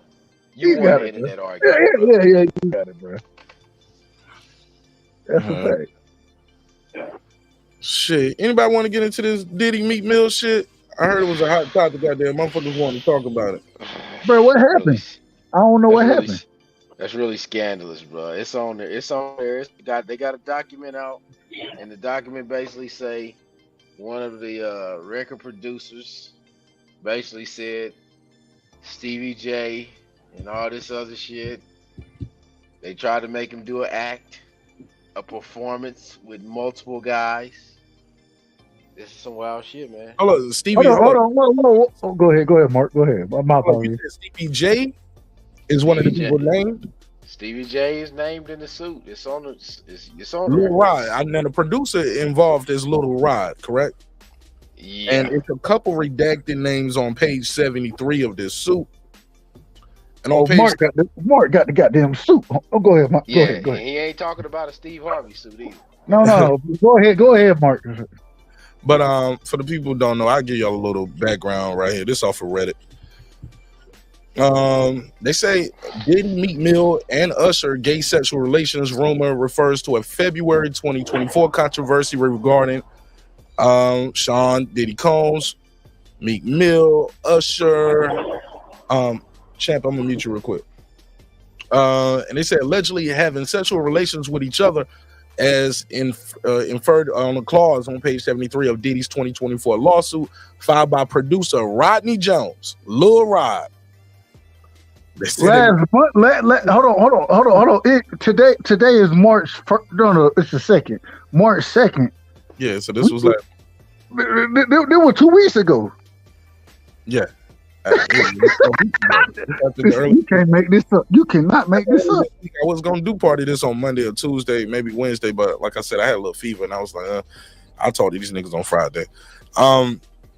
But they said DJ Academics, he highlighted the clause on a stream purporting that the redacted names were referencing Meek Mill and Usher. The speculation led to discourse and memes on Twitter, this, that, and the third.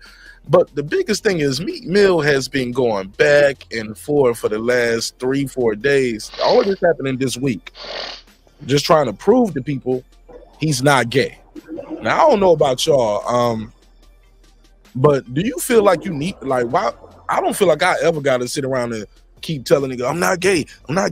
I promise. I swear. You know, bro, come on, fam. Like, that's why, like, even when the other shit was going around with old boy, like, I don't be responding to a lot of lies, but I get it.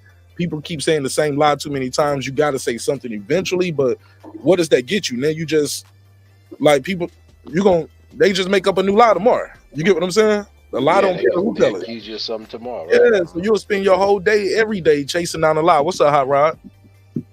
Yeah, you'll spend your whole day, every day, chasing down a lie. Like, if it ain't true, it ain't true. Like, you know the truth. Your family know the truth. But this ain't just a rumor. This is a alleged lawsuit. But what y'all think of this shit right here? Diddy, Meek Mill named in this lawsuit. Allegedly named in this lawsuit. Y'all believe Meek Mill and Usher involved or what? I believe something's going on, bro. Something in the milk ain't white, as they say. Bruh, Diddy got a lot going on, bro. Leave Jerry out of this. Ever since Diddy, what was that? They announced that he didn't own Ciroc. Remember, he lied about that for years. Then he came out and said they wouldn't allow him to do the Patron that he was trying to do with the same company. Tequila, yeah, he had the tequila, yeah. Yeah, he had the tequila going. After all that fell down, then the Cassie lawsuit came. They settled that lawsuit on some kind of technicality, they said. And then after that, now you got this popping up. And if you remember, though, all of us remember this. Diddy used to run around with Farnsworth Bentley with an umbrella. A nigga carrying an umbrella for another nigga? Man, that shit weird, bro. Fat Joe held the umbrella for Big Pun. You think they gave too? I don't remember that. I don't remember seeing How that. you not remember that? I don't. That was a big remember. deal. Was that on a video or something? Yeah, it was straight in a music video. Okay, that was a music video. But Farnsworth Bentley carried an umbrella for the nigga for years, every day. Oh. You don't remember seeing Farnsworth Bentley? And the sun was out. Yeah, and the sun was out. Bruh. And it wasn't even raining, bro. That was some weird shit. And shout out to the chat, man. Yeah, look, and Diddy did it my way, so to speak. If you know, you know. Yeah, they did have Usher there with Diddy very young. Very young, man. So you like 12 or 13 with that man. Had him out there fucking hoes and shit early on. Hey, real quick.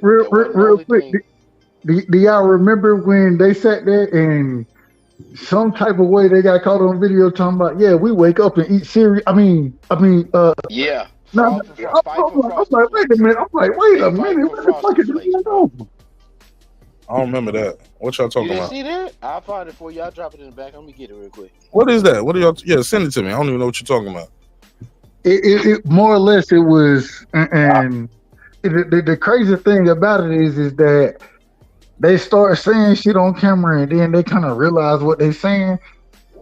It was one of them situations where he was like, and Usher, you know, mind you, the man is what, 14 years old, somewhere around there. He done already told you he done experienced these parties or whatever, and now him and Diddy talking about they wake up in the morning, eat cereal together and shit. And I don't know, it just bro, as a father, ain't no way my son finna be in the room. No, nigga, you ain't finna. I ain't finna be in the bathroom with your ass, and you 8 years old. I ain't finna be in the bathroom with your motherfucking ass. So, ain't no man, all this other crazy shit. Nah. Go ahead. I apologize for being long-winded.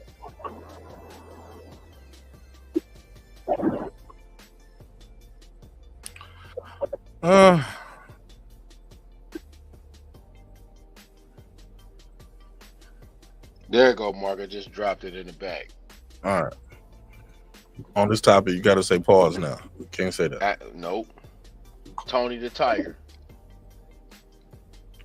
All right, let me share this. Let me share this screen. Tony the Tiger. What Tony the Tiger used to say? They're great. I don't know nothing about pause either. That's the other thing that confused me. What is pause? What does this mean? Because they start canceling niggas for saying no homo, so they couldn't say no homo no more. Oh, so now you say pause? Yeah, you didn't know that, Doug? You ain't never heard that? Yeah. Well, no, I done heard it. I just don't. I'm like, bro, what is pause? What are we pausing? What, like, pause means stop. So what are we stopping? I just don't understand it. Okay, I'm trying to explain it to you. When you, it's like a replacement for no homo. Or you ever heard somebody? You ever heard the when they people used to say that's what she said? Like if you say something that's kind of, they be like, oh, that's what she said. It's the same thing. No homo, pause. That's what she said. All of that. Let me play this. We want to thank you. Come here. Don't sit on the bed at night. No homo. No, just don't get close to the bed. Don't get close. But it's just like, yo. Look at Kevin Hart. We want to thank you for hosting the thing, man. It's been a pleasure. You didn't have to do it. You did it. No. I definitely didn't have to do it. I definitely didn't have to. First and foremost, I'm not getting in the bed. Shouts out to him and what he did. I'm just gonna, if we can, let's just put the camera a little this way, just so we're not. I don't want my shot to even I don't want it to come close to the bed at all. Diddy said cut. He said cut. I should look like he fresh off goddamn plane. I should. Fresh off the garden stage. That's my brother right here from day one. We used to wake up and, pause, but like that's how. Back in the days when he was like 10 and I was a little bit older, his older brother, we used to fight over the frosted flakes. You know what I'm saying? Before pause was invented. You know what I'm saying? But it's my brother for real. We used to I don't think that's that crazy. That's what you got, KP. Actually wrestle off of the frosted flakes because he used to always get up early with me. Now he's one of the richest stars in the world. And what the fuck did Puff just say? Nobody's going to acknowledge this with me. Puff just said we used to wrestle over the frosted flakes, and we're streaming live. That was stupid. Listen, that was fucking stupid. Listen. We having a good time, yo. Your Usher made it in the... Hey, yo. What y'all think? What y'all think? Give me y'all reaction to that. Kevin Hart just told the truth.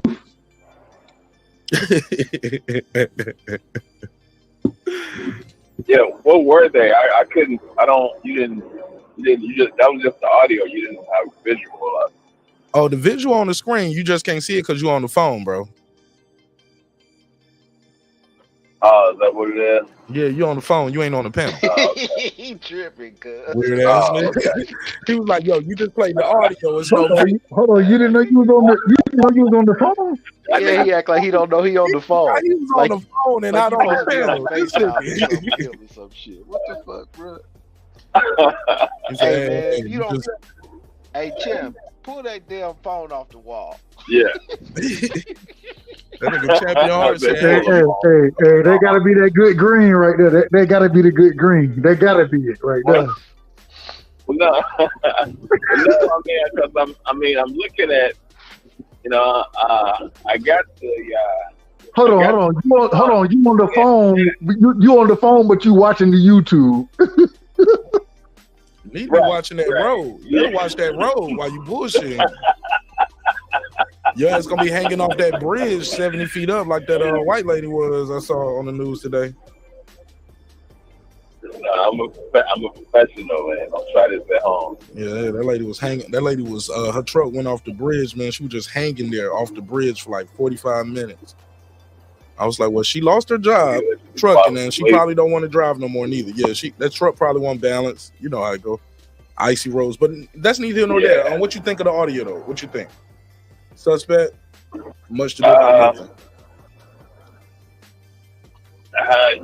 Man, it probably is. I mean, you got a lot that's coming out about the stuff, Puff has been doing, with TDJ, everybody else. So I wouldn't be surprised if it's not true. I mean, if it's true, I wouldn't be surprised.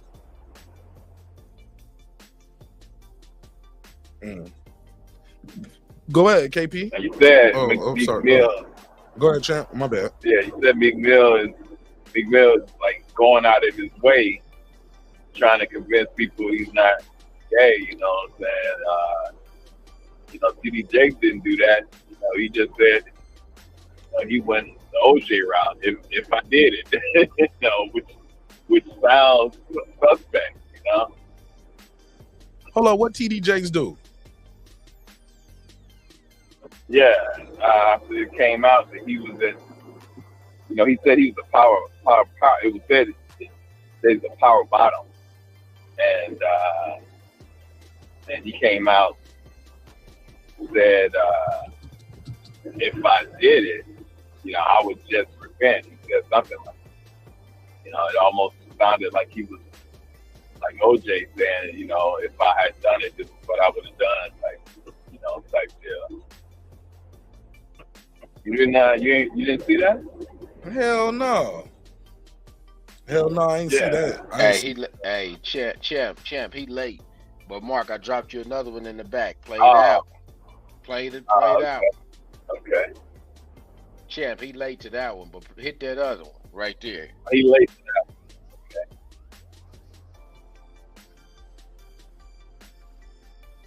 Hey, Diddy sitting in the courtroom right now like Fannie Willis. Oh, but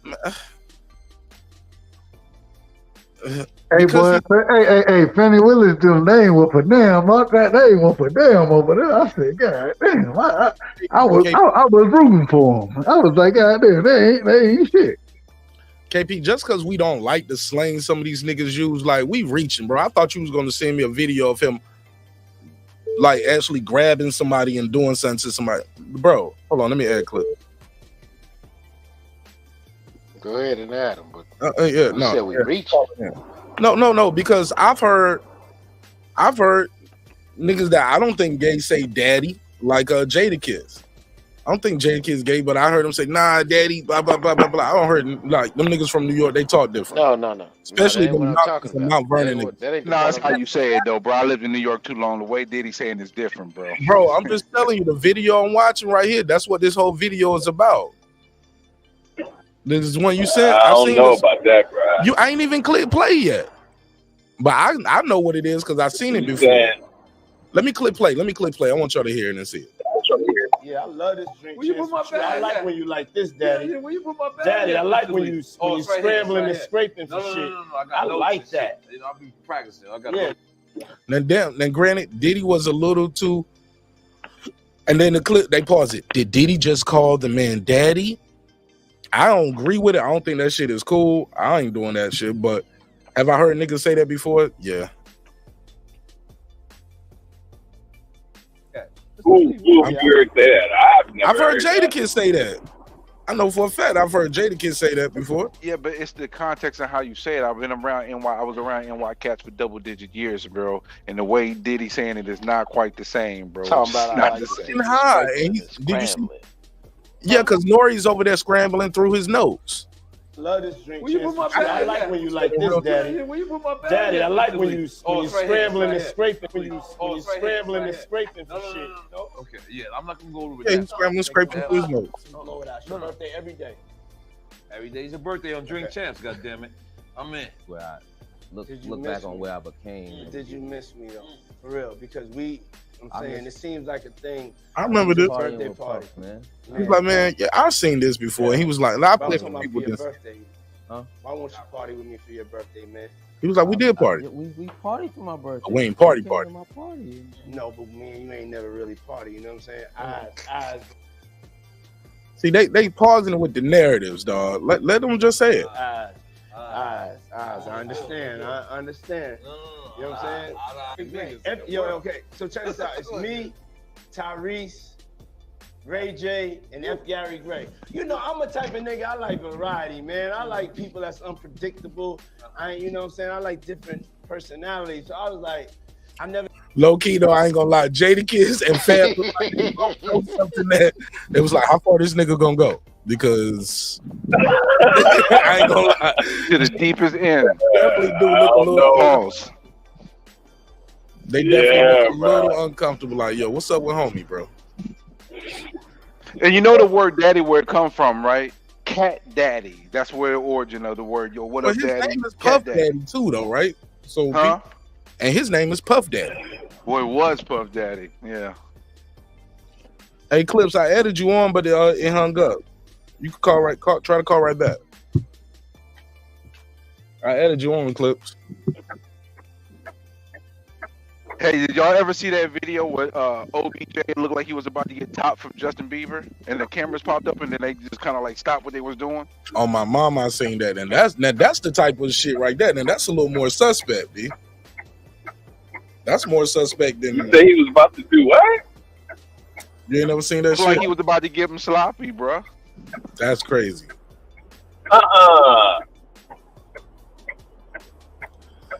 No, but really, it's the editing, because the nigga could have just dropped his phone and then he picking up his phone and then somebody record, and the way it's edited, you like, oh, well, you getting up and he's standing there. Like, I don't know, bro. And I don't know either. Exactly. It just looked real sus though. But them niggas it looked like somebody was trying to warn the cameras was there too. We could have went and got a room though if they own it like that. They don't have to. He don't have to do that in the middle of a party, dog. And you Justin Bieber. Hey man, it ain't my business. Is it possible, man? Now I know some people ain't gonna like my stance on this. Is it possible? This is just where we are as people.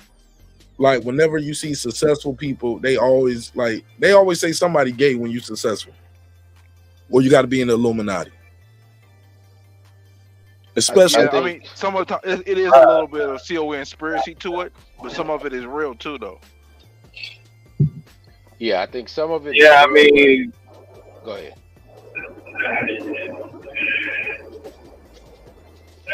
You know, like, I don't know, Mark. I mean, you know, Dwight Howard didn't have to grab that dude's stuff at the game in front of thousands of people. He could have waited till they got a room. Fair enough. But he did it at the game in front of thousands of people. Yeah, you're right about that. You got checkmate. You got me on that one. Yeah, Dwight Howard is something else, bro. What was his the other he she's name was? I don't know. I don't know, but he just got charged for it. Yeah. His shit is confirmed though. His shit is definitely confirmed. Fuck being on the spectrum. He's all the way in. That pause. Just keep it real. That's all. If you just keep it real, wouldn't be no backlash, bro. Just say, hey, this is what I do, and keep it moving. Yeah, the society didn't change. You ain't gotta hide it no more. Yeah, Brim. I think everybody on the panel. I think society has gone so degenerate that it's accepting of people doing whatever the hell they want to do, just as long as they tell them that's what they doing. So, like Brim is saying, like, it's accepted by society. So why are you out here faking? You know what I'm saying? Like, it's not like everybody gonna turn around and cancel, dude. All they saying is, hey, bro, if you that way, you say you that way. Stop running around here playing. You know what I'm saying? Like, I just, bro, at the end of the day, shit's weird. I tell you what, I ain't gonna be on no panel calling no nigga daddy that ain't my daddy. My daddy dead. That shit ain't happening. Word. Amen to that. Only thing I want you to call me is Brim. Every time somebody calls me Brim, it makes me like light up with joy because that was my dad's nickname. Last name Brimley. So Brim, everybody call my pops Brim. So when I get I'm never calling you that again now. Cause I don't want you lighting up with joy around me, nigga. I'm calling you. No, come on, bro. I mean, it just makes me nostalgic of my pops, bro. You know what I mean? That's all. Your name is Steven, nigga. I'm calling Yo, you you asshole. I'm biased Steven. That asshole, Mark. Matter of fact, let me change. I'm about to change this nigga name on the screen right now. Nobody Come on, man. No, keep the Brim up, bro. No, bro, ain't no bro more come on, don't do me like that. Unbiased Steven, nigga. Hey, look, You're the Adam, worst. Steven around, nigga. You the worst, Mark. You the worst right now. Yeah, your name ain't unbiased, bro.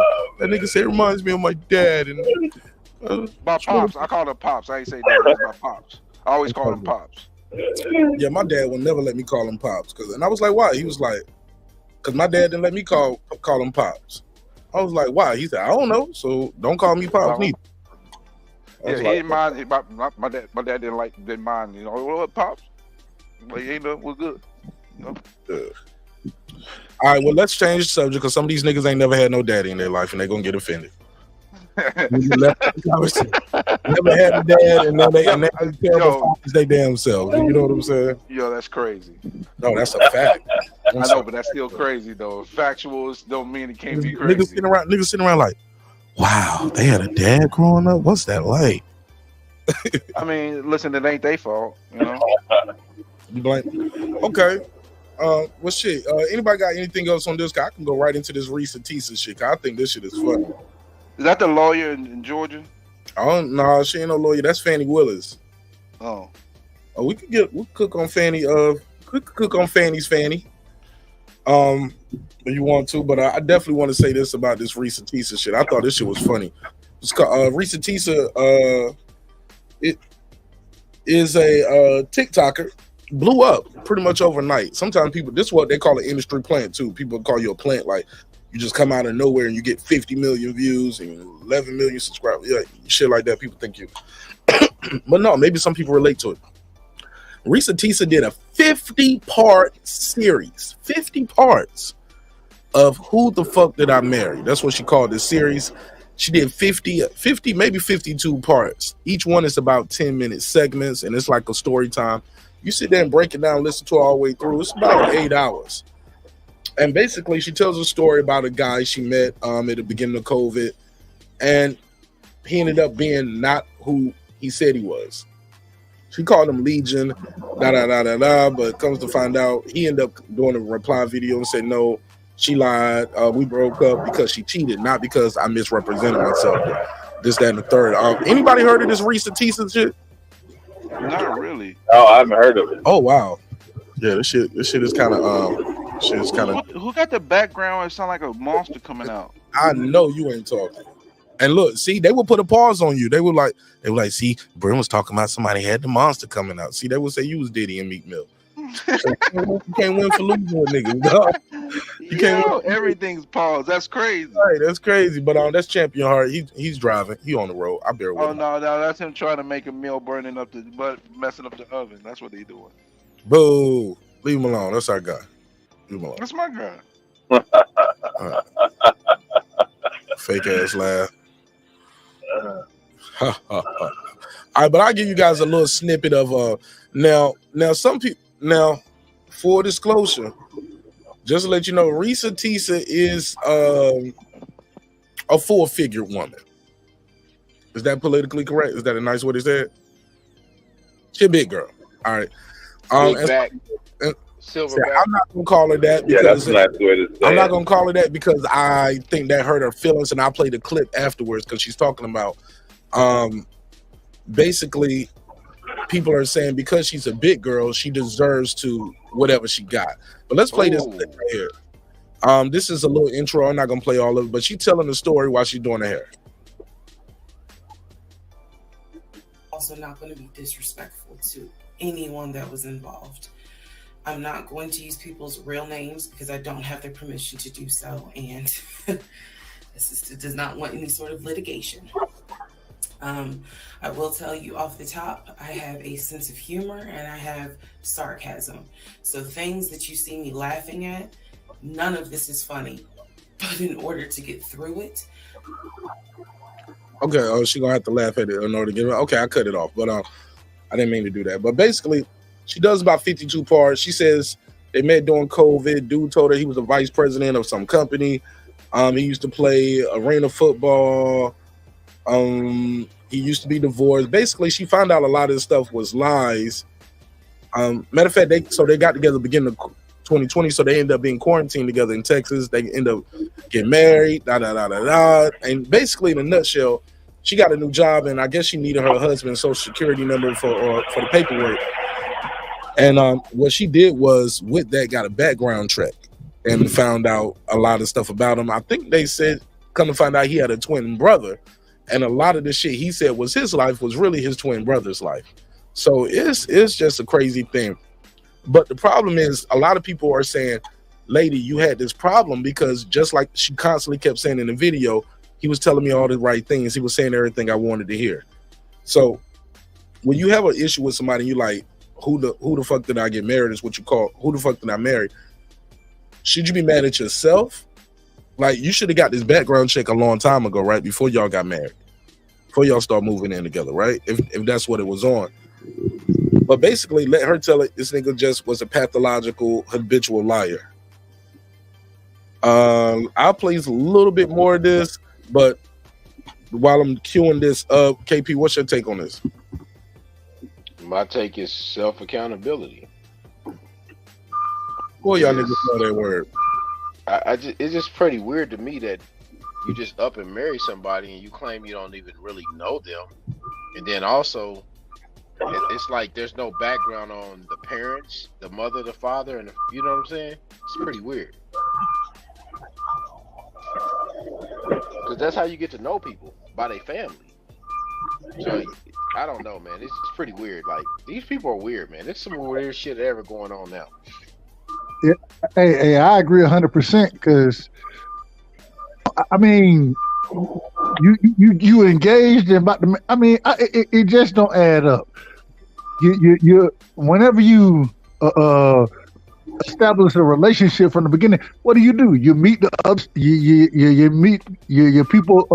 You meet their family. It's just a lot that goes into it, and I don't know, man. It just seems like society is a little different than what I'm used to. Go ahead. Anybody else? Champion Hart, go ahead. Why the truck beep? Nah, he backing up, so you need to focus while you backing up. Go ahead. Cam, you still there? I am Cam. Yep. Can you hear me? There you go. Yep. I'm here. Talk to me. What's your take on this right here? Who the fuck did I marry? Did you miss it? Yeah, run it back for me, please. I was caught up. Even better. I'm gonna play the clip for you. You can hear what she had to say. Let's share the screen.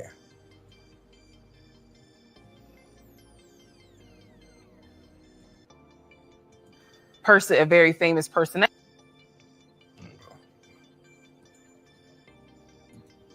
My looks.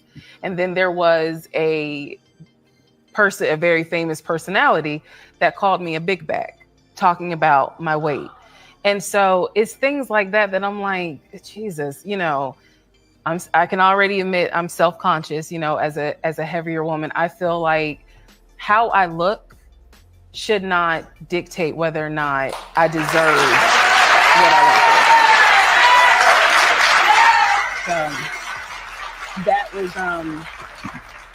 That was disappointing, and it was hurtful, especially the one that was the more famous personality, because again, I'm more than just my weight, like, and not to mention, I mean,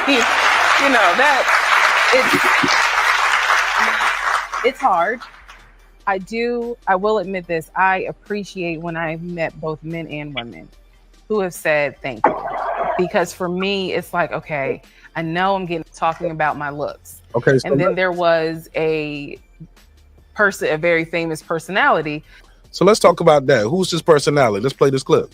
Yeah, I'm gonna be honest with you, man. I hear a lot of big back behavior. Does she have a big back? She do give Sheila that was driving up the mountain. Okay. Yeah, she Sheila did. was beautiful though. Yeah, no. You talked about the big back, not the big face. back. Yeah, you're right. She was cool. What's your thing with big back? No, I'm just saying because in a situation like this, some of you big backs, y'all got to stop being so thirsty for a man. There's a man out there for you. Okay, this woman believed all of this because she wanted to believe all of this. Big back belief isn't like everybody else's belief. Okay, she said it herself. He said everything I wanted to hear. Yeah. She wanted to believe whatever was coming out of his mouth because she wanted a man so bad. And then I seen him and he actually looked like her. But I'm gonna be honest with you, man. She said he looked like her. What's your take on this? Let me in. Hold on, Cam. Let me go to Cam because he said he needed to hear it again. Cam, you ready? Yes, sir. Go for it. So, I listen. She did a 52-part, 10-minute per segment. So it's about 8 hours, I think, if you add it all up, about how she's been with this guy and he's been living a lie the whole time. Ooh. And I ain't gonna lie to you, bro. You don't know somebody until you didn't live with them. Y'all done locked in for a little minute. You know what I'm saying?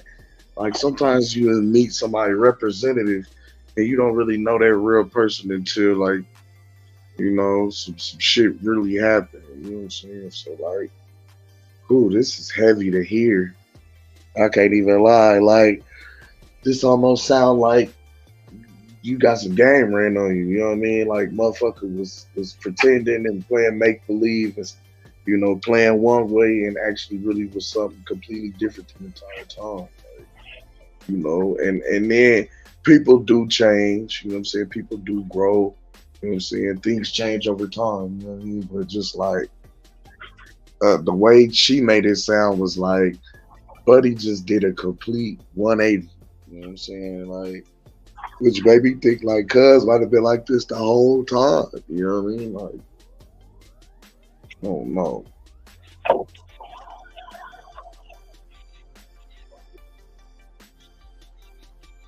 right, go ahead, KB. Or whoever want to jump in, go ahead.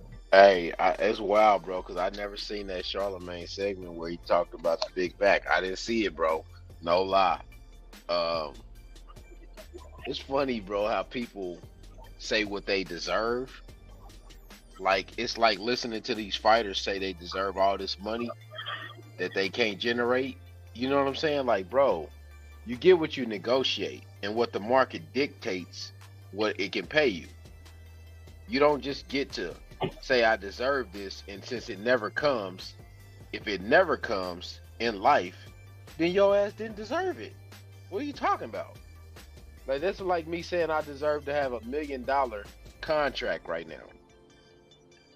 Like people don't even say that, but if you think about it in a logical sense, like, no, you don't get what you deserve. You get what you negotiate or what you can generate as income. So, like, people got to stop with this thing where they feel like they should just get something because it's people out in the world. You have to make yourself available to it. You have to be what somebody else wants. And that just is what it is. It's hard, but that's real life. That fantasy land shit, they can live in the Disney world all they want. They can keep living in it until the day that they leave, but that shit ain't real. That's a fact. And the thing is you can say whatever you want. You can say whatever you want, but you got to put yourself in those type of situations, in those positions. And if you really want something, then you work for what you want. You know what I'm saying? This is how life has always been.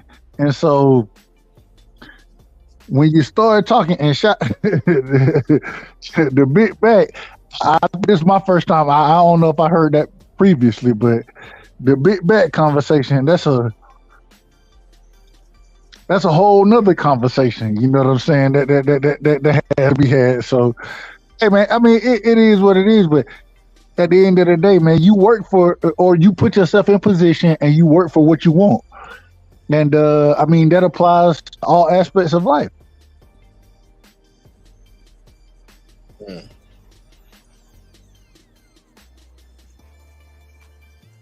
Go ahead, Bram. Talk to me. First and foremost, shout out to the big backs, man. You know what I mean? At the end of the day, you love yourself first and foremost. But part of loving yourself is being healthy. So, you know, unbig your back as much as you possibly can because it's going to help you long term. But I don't know, man. I mean, you got to do your due diligence when you're dealing with something of that nature. You got to know a person, take your time, don't be rushing. Your name not Vladimir. Just to try to be with somebody, you know, can't be that thirsty to be with somebody at the end of the day. Yeah, because I think that's what the part that I think more people should hang on to, not the fact that he said called the girl a big girl or made a joke about her weight. I think more the point is he's trying to say she believed everything he said because she wanted to have a man so bad. She wanted to believe everything he said. You get what I'm saying? Mm-hmm. Because she was just trying to believe it. G Trey, what up? What's happening? I'm in here. Y'all can hear me? Yeah, what's up though? What's happening, man? But now nobody call me nappy headed, and you damn sure better not touch my hair. We can just start there, okay? You don't run your normal fingers through my naps or no shit like that. If your ass ain't black, you better not fucking call me nappy headed. I don't even like when black people call me nappy headed. But anyway, is your hair man, I got Africa. Baby. I got that Africa. You got tougher than Nigerian hair. I got that Zimbabwe. My criteria compared. Okay, well shit, that's what's up. No, I don't. I actually don't have 4C though. But I was saying about hey, I had to call, bro, because Charlamagne out of pocket for the big bag belief, bro. Hey, that shit was funny. I've been in the house for the last 2 months with a broken leg. I'm sorry to hear that. From a motorcycle accident. So I had time to listen to these 50-something clips, right? I had to speed it up though. So you familiar with it, finally. Somebody who know what I'm talking about. I had to speed it up though, because she talked too slow and you gotta skip through a little bit too, because she repeat herself a lot. But the real thing that happened is she jumped in a relationship within 2 weeks. The first thing I heard was I didn't want to be alone. I said, "Oh, that's a start right there." That I've been alone in my house for the last 2 months, but it's okay to be alone. And people who can't be alone, they always got to be outside. They always got to be running around. They always got to be with a group of people. They always got to be in mixed company. Those people are running from their own self, their thoughts, and they got all kind of whatever else going on. I'm not a psychologist, but I don't mess around with people who don't know how to be alone because they running from something. So it was quarantine time, y'all, and she talking about she didn't want quarantine by herself.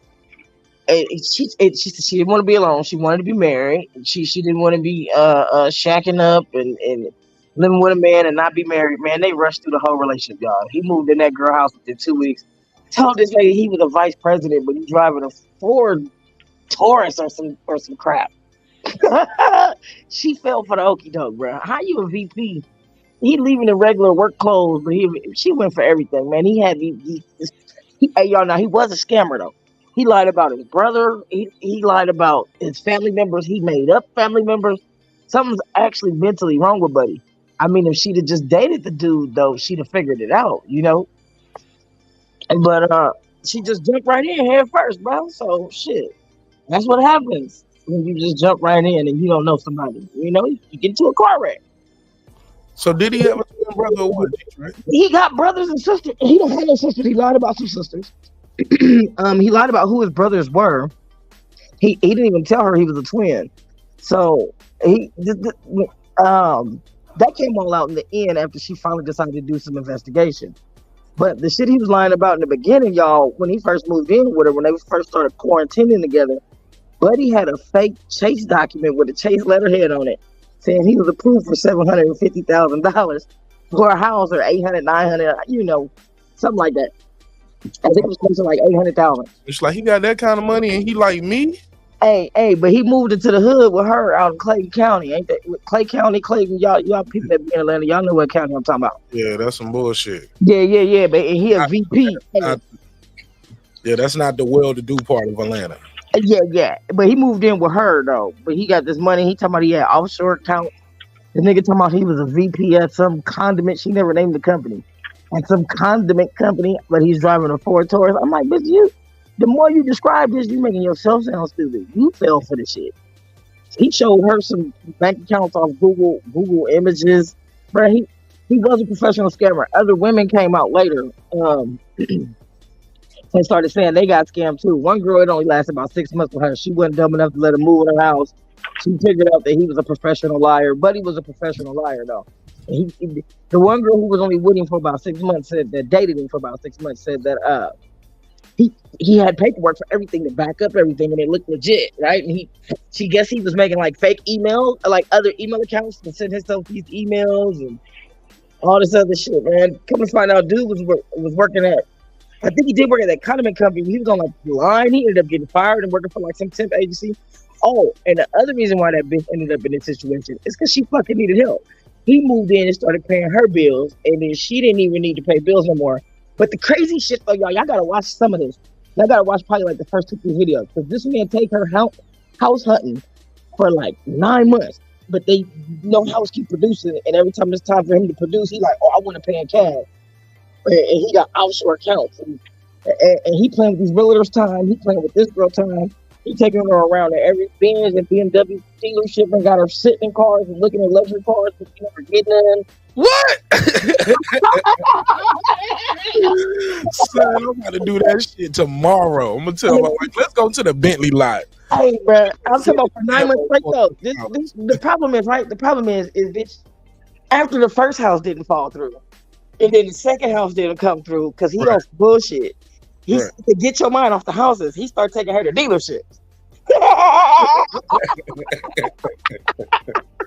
Hey, you can't.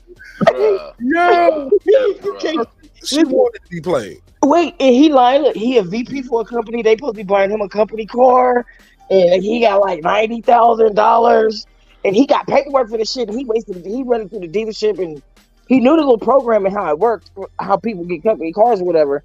So when he ended up wasting the people at the dealership time, they really thinking, he really know what he's talking about. His paperwork legit. Man, then he lying talking about he parked the company car in like Midtown, which is nowhere near his job. So he park it over here, then drive over there, and then he don't bring it home because they live in Clayton County. What VP finna live in? Nigga, I'm for the projects, bro. I'm not even know it what happened in Atlanta, y'all. That's where it happened. Yeah. Started in Texas, then they moved to Atlanta, right? No, they was in Atlanta the whole time. Okay. Oh, this nigga said he played for San Diego State. He said he was a football player. He did all kind of shit, man. When she finally Googled this nigga, he never went to San Diego. When she finally did a background check, I think she paid to do one of the background checks on him. When she finally did a background check on Buddy, he never even lived in California ever. So G Trey. What's happening? Hilarious, bro. I remember years ago when my mom stayed in the A off of Camp Creek. I don't know nothing about Atlanta. I know what Camp Creek is, right there on the East Point. Yeah, okay. Right. Yeah. I don't know nothing about Atlanta. In that area. Okay, now listen. My mama told me when I came in Atlanta, there's fakers, breakers, and makers. That's what she told me. Sound like LA. I thought it was fakers, makers, takers, and fakers. That might be it, bro. All I know is this. I ain't never seen nobody scam like Atlanta scam. They bro. definitely got some takers here. There's a lot of them niggas scam, bro. Hey, and they might even scam you, nigga. They'll just take your shit, bro. They break in your car with you in the car, nigga. Man, you be at the light, bro. You at the light. You see that nigga on the show say he got kidnapped in Atlanta. Yeah, I know some scamming ass motherfuckers, man. Midgets and shit. I'm sorry, but my bad. I remember that story. I gotta re-release that shit. That nigga said he got in the wrong car, G-Train. He said, I was like, you didn't get kidnapped. You gave yourself up. He was like, I left the club in Atlanta and I got in the car and they kidnapped me.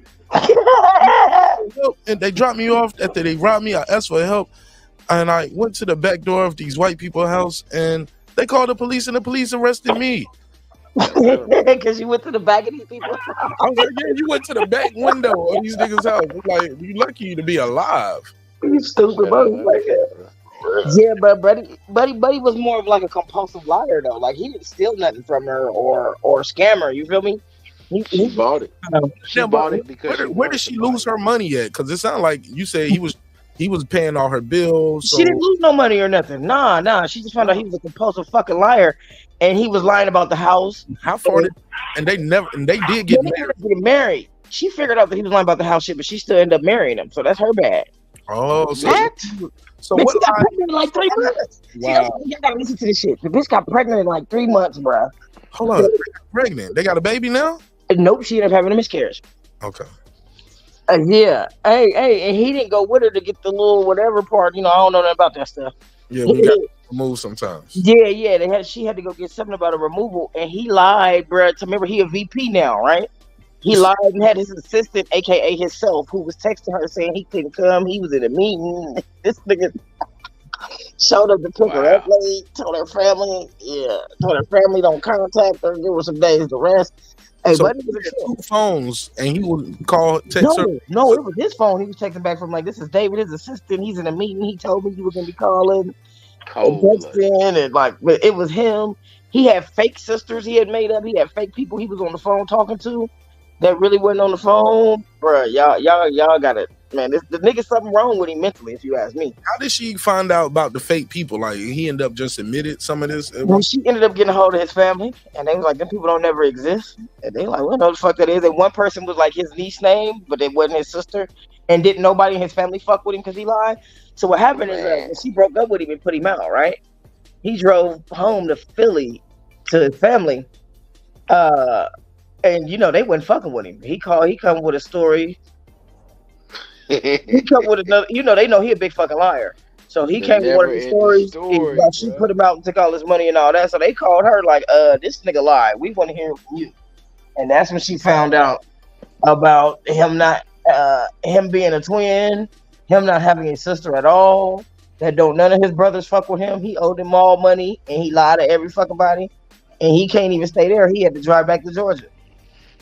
That nigga, yeah. Man.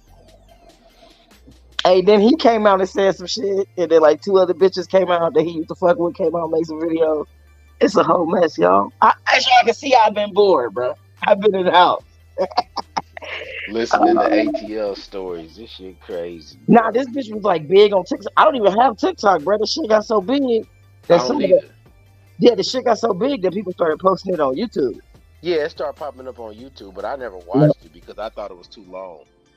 Well, and I didn't watch. I got caught with like a clip, and then boom, I was in, and then and then I put that bitch on like 1.5, 2 on the 2 speed. Yeah, because she was, and then you know, as I'm cleaning up or whatever, I didn't do it all at once, but that shit was crazy. You can skip an episode or two too, because she get to repeating herself. You feel me? So she was long-winded, I'll tell you that. Damn. Hey, She so wanted to believe the lies. So I heard y'all earlier. I went back and listened to the beginning of the thing. So y'all telling me y'all gonna let somebody call y'all nappy-headed? Is that what you saying? Y'all just gonna let white people walk right up to you and be like, "Hey, what's up, nappy-headed?" That's what E-Coon said. What your nappy-headed ass? That's what E-Coon said. Hold on, Mark. Let me speak. Hey, I heard y'all say it was racist. And y'all cool. So motherfuckers, y'all gotta be careful what you say, because then you giving everybody a pass to call you fucking nappy-headed. I'm glad Dan checked that shit. Because if Dan don't check it, then when he fighting Barbosa gonna call him nappy-headed. And when he fighting another Mexican or Asian or white motherfucker, they gonna call him nappy-headed. Hell no, nip that shit in the bud. G-Trey, what about the context of me talking about you got a 2 pound in your head? Because your head, you was talking about head for head, though. G-Trey, I'm trying to answer you. Oh, my bad. Go ahead. Listen, this is what I understand. Because somebody calls Devin Haney or somebody nappy head on a podium, that's totally different than civilians in society. Now, this is what I'm saying to you. I'm not about to go to jail for somebody saying nappy head. Now, if they touch one of my kids or my wife, then we can go to jail for that. But I'm not going to jail for no, I'm not. I'm sorry. If a nigga want to play Super Negro and go to jail and pay the money to get out over some words, go ahead. I'm not the guy. I didn't say go to jail. I said you're gonna let somebody call you that. You ain't gotta be ignorant and punch him in the mouth. But you can do like what Devin did. You can tell him about, hey, don't call me that. You don't address a black person as nappy headed. Most people don't understand. Hey, Hold on. A lot of people that don't understand racism. Hold on, most black people, if they get called a name, they gonna punch them up. Nah, that's not true. You said you though. We not talking about Mo. We not talking about Mo. We talking about me and you. I'm not letting nobody call me white. Yeah, I would tell them not to call me that. Don't call me that shit, bro. And listen, a lot of people who are not black don't understand the racial undertones to it. So I understand that. So I'm not taking it as racist. I don't know if you know. Some people know. Some people don't know. But bitch, you know now. Don't fucking call me that. Yeah, I would say don't. I would say something like "Don't call me that," but I'm not gonna look at it as like this racial undertone. Some people know it's racial, bro. Motherfuckers be knowing. Just like calling somebody a monkey and then being like, "Oh, I didn't know that was racist." Okay. G-Trey, I understand that part of it, but this racial shit, bro. At the end of the day, like, don't touch me. As long as can I ask a question? Let him finish what he was saying real quick, Doug. He just started. Let him finish his thought. If you do not physically touch anybody that's with me, we are good. Once you cross the boundaries of doing something like that, then it's go. But I don't give a fuck about no words. So man. Devin was supposed to let him call him nappy-headed on a world stage. No, that's my question. That's my question. I ain't saying beat a nigga up. I ain't saying slap the shit out of one of your kids. I said was Devin supposed to let that man call him nappy-headed on I'm about to answer your question. I'm about to answer your question right now. I ain't gonna filibuster. If Devin Haney decided not to do anything, it doesn't mean anything because he's gonna fight a fight. That ain't my question. So you gonna let a motherfucker call you nappy-headed in front of the whole world? You ain't gonna check that shit because if you don't check it there, I'm gonna tell you now. If you don't check it there, motherfuckers think it's cool to call you that. So you can't get mad with it. And after this, let Dub say. Ask my bad, John. I'm a mute. No, you good. Cause they need to be going around the question, bro. No, G-Trey. I'm not. I'm just telling you. Devin Haney is a professional fighter who's gonna have a long career in boxing. People are gonna call him shit all the time for the rest of his career. Like, he can check it and that'll be cool and all that, and if that make black people feel good, that's cool. If you want to feel good. But at the end of the day, it does not matter in the grand scheme of things because Devin Haney still gonna fight the fight. Okay, see now I'm catching. Go ahead, Dub. I thought you were saying something else at first, KP. I'm with G. That ain't what he said earlier. Yeah, it sounds like you saying he should just let it go. At first, I thought you meant like, well, shit, he get to put his hands on the guy, his son, who called him nappy-headed in about 6-7 weeks. So I'm gonna make your face look lumpy. You know what I'm saying? I'm gonna make your face look nappy. You know what I'm saying? You got lumps and curls all in your face. I thought that's where you was going with it, but you just like, well, people gonna talk about you all the time because you're gonna be boxing, so people gonna say worse stuff. Fuck that. Check that shit. Hey, you can check it, and that's cool. It is what it is. Yeah. But what's up, Dub? What's your question? Dub, you hear him? That nigga gone. What happened? I think he's snoring, bro. Nah, his mic muted. His mic unmuted. He unmuted. Nah, my bad. No, I don't even remember my question. I ain't gonna hold you. I don't even remember my question, so it's all good. Oh, I had to ask the question, so y'all just gonna let people call y'all nappy-headed? It's okay. No, it was two people. I'll respond to that point real quick. This is the thing. I'm gonna give you my full question though, because I was saying I heard y'all earlier saying y'all really didn't care. It really don't matter. You know, if a nigga here had nappy, a nigga here nappy, so you just gonna let a motherfucker call you nappy-headed on the world in front of the whole world? That's my question. Would you let somebody call you black in front of the whole world? That's two different things. No, it's not. Once again, I'm not gonna let anybody call hold on. Allow me to answer your question. You answered me with a question. All right. You got it was rhetorical. One looking for an answer. What I'm saying is that at the end of the day, if your head nappy, your head nappy. It is what it is. And so, what's the point of taking offense to that? It makes no sense. Matter of fact, what you're doing is saying that only certain individuals can use this language.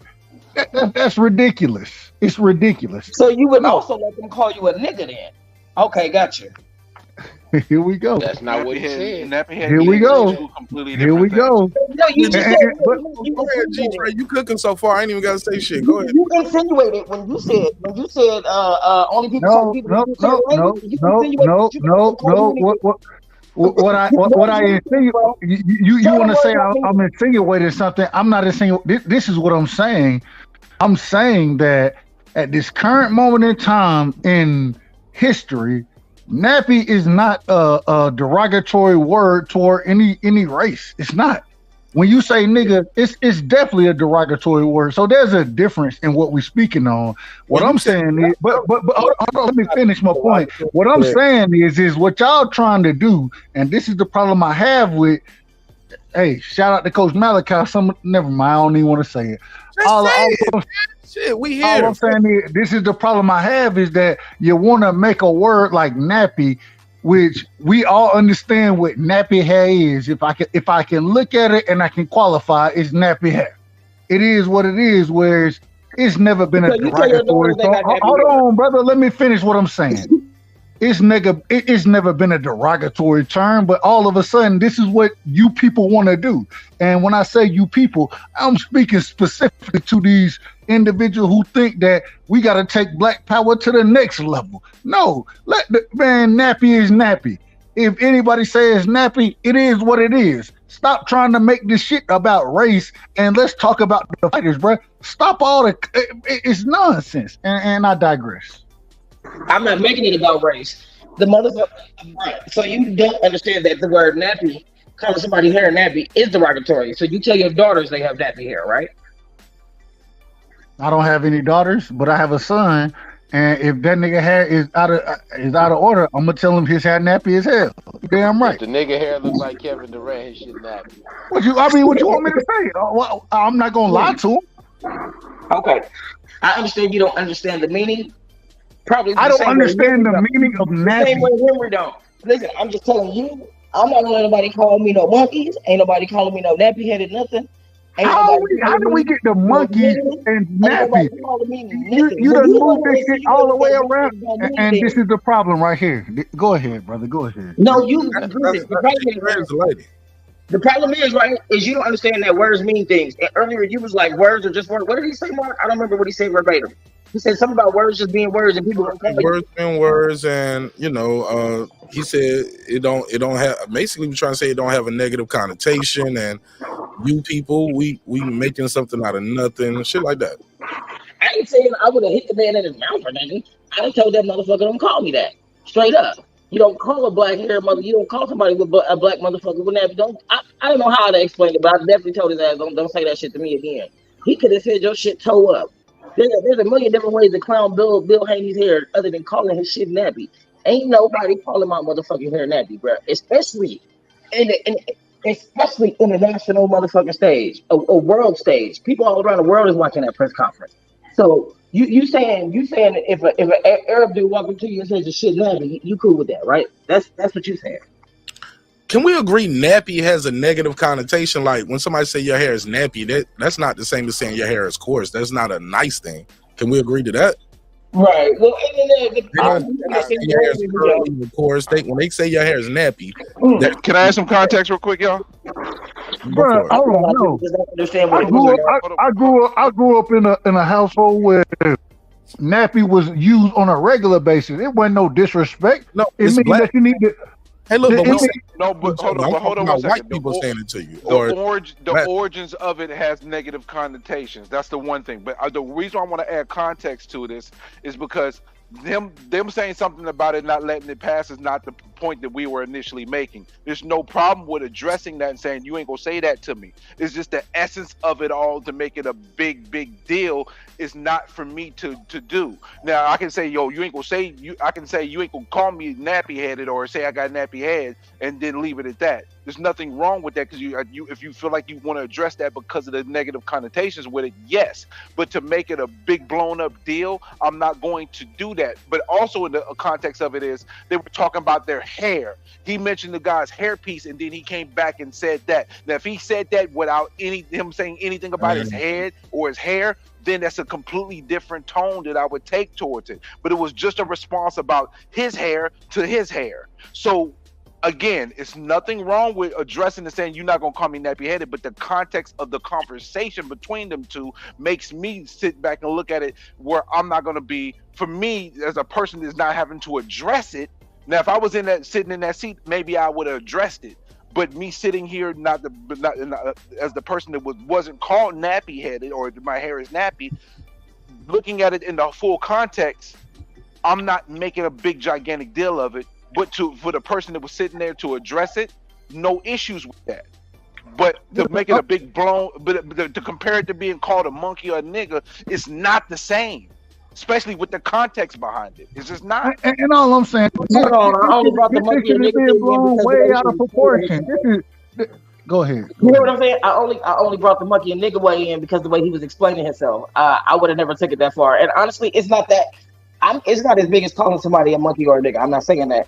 I'm saying I was really coming at you. It's not that big of a deal either because I feel like he don't really understand the context that the word is that negative towards us, right? So I figured what James was trying to tap him and tell him, hey, you don't really, you know what I'm saying? So I don't think you fully understood. A lot of people don't understand, like, that's not black. Don't understand that that's not something you say this to a black person. I'll smack it. What's your motherfucker?